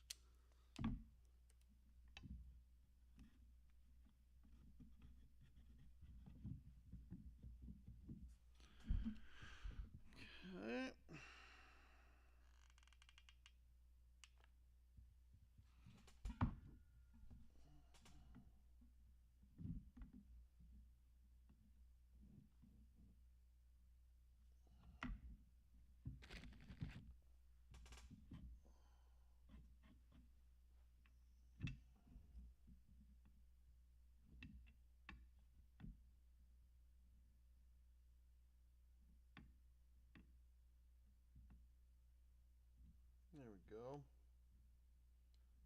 46. That's good. Maybe not. Maybe I just thought it was good. I think there's a string of glue there holding me up.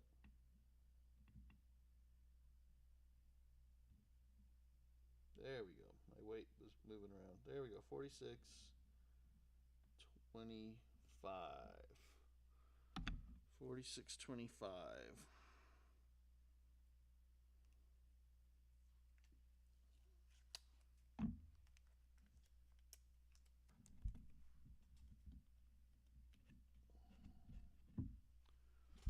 Okay.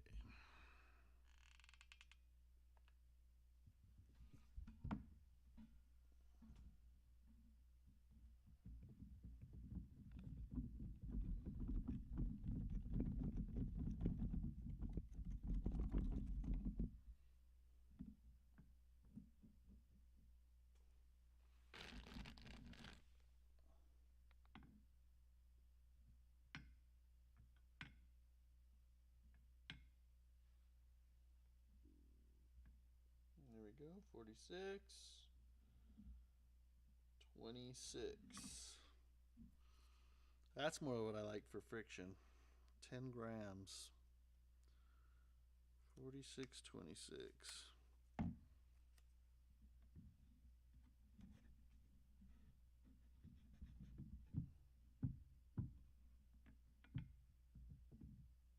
Balance weight of 37. It's not bad.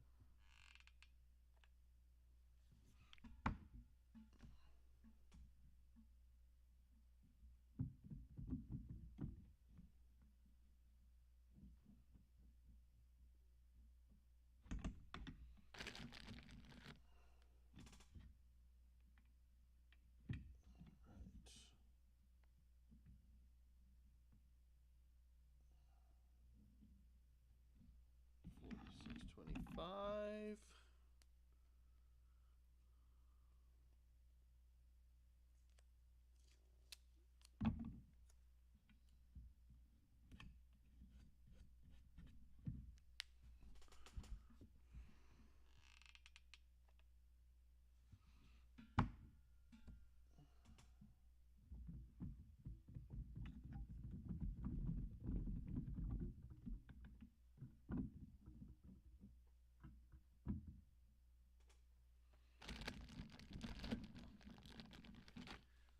Okay, this is kind of getting there here.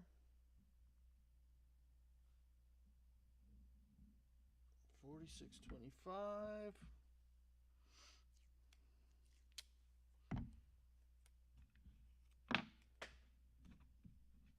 Drop that one.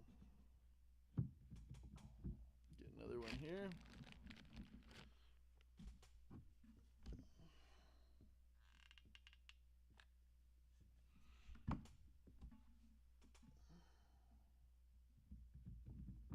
All right, and the end key, let's see what C8, sometimes they have to be leaded backwards to get the right numbers that people want, because this key tends to be a little heavier. In fact, there might be lead on the back side. Nope, there isn't. There's just nothing on it right now, just no lead. If I can set something way up there, that'll probably give me the numbers I want. Yep, got it. 46, 28. Even better numbers for friction anyway. 46, 28.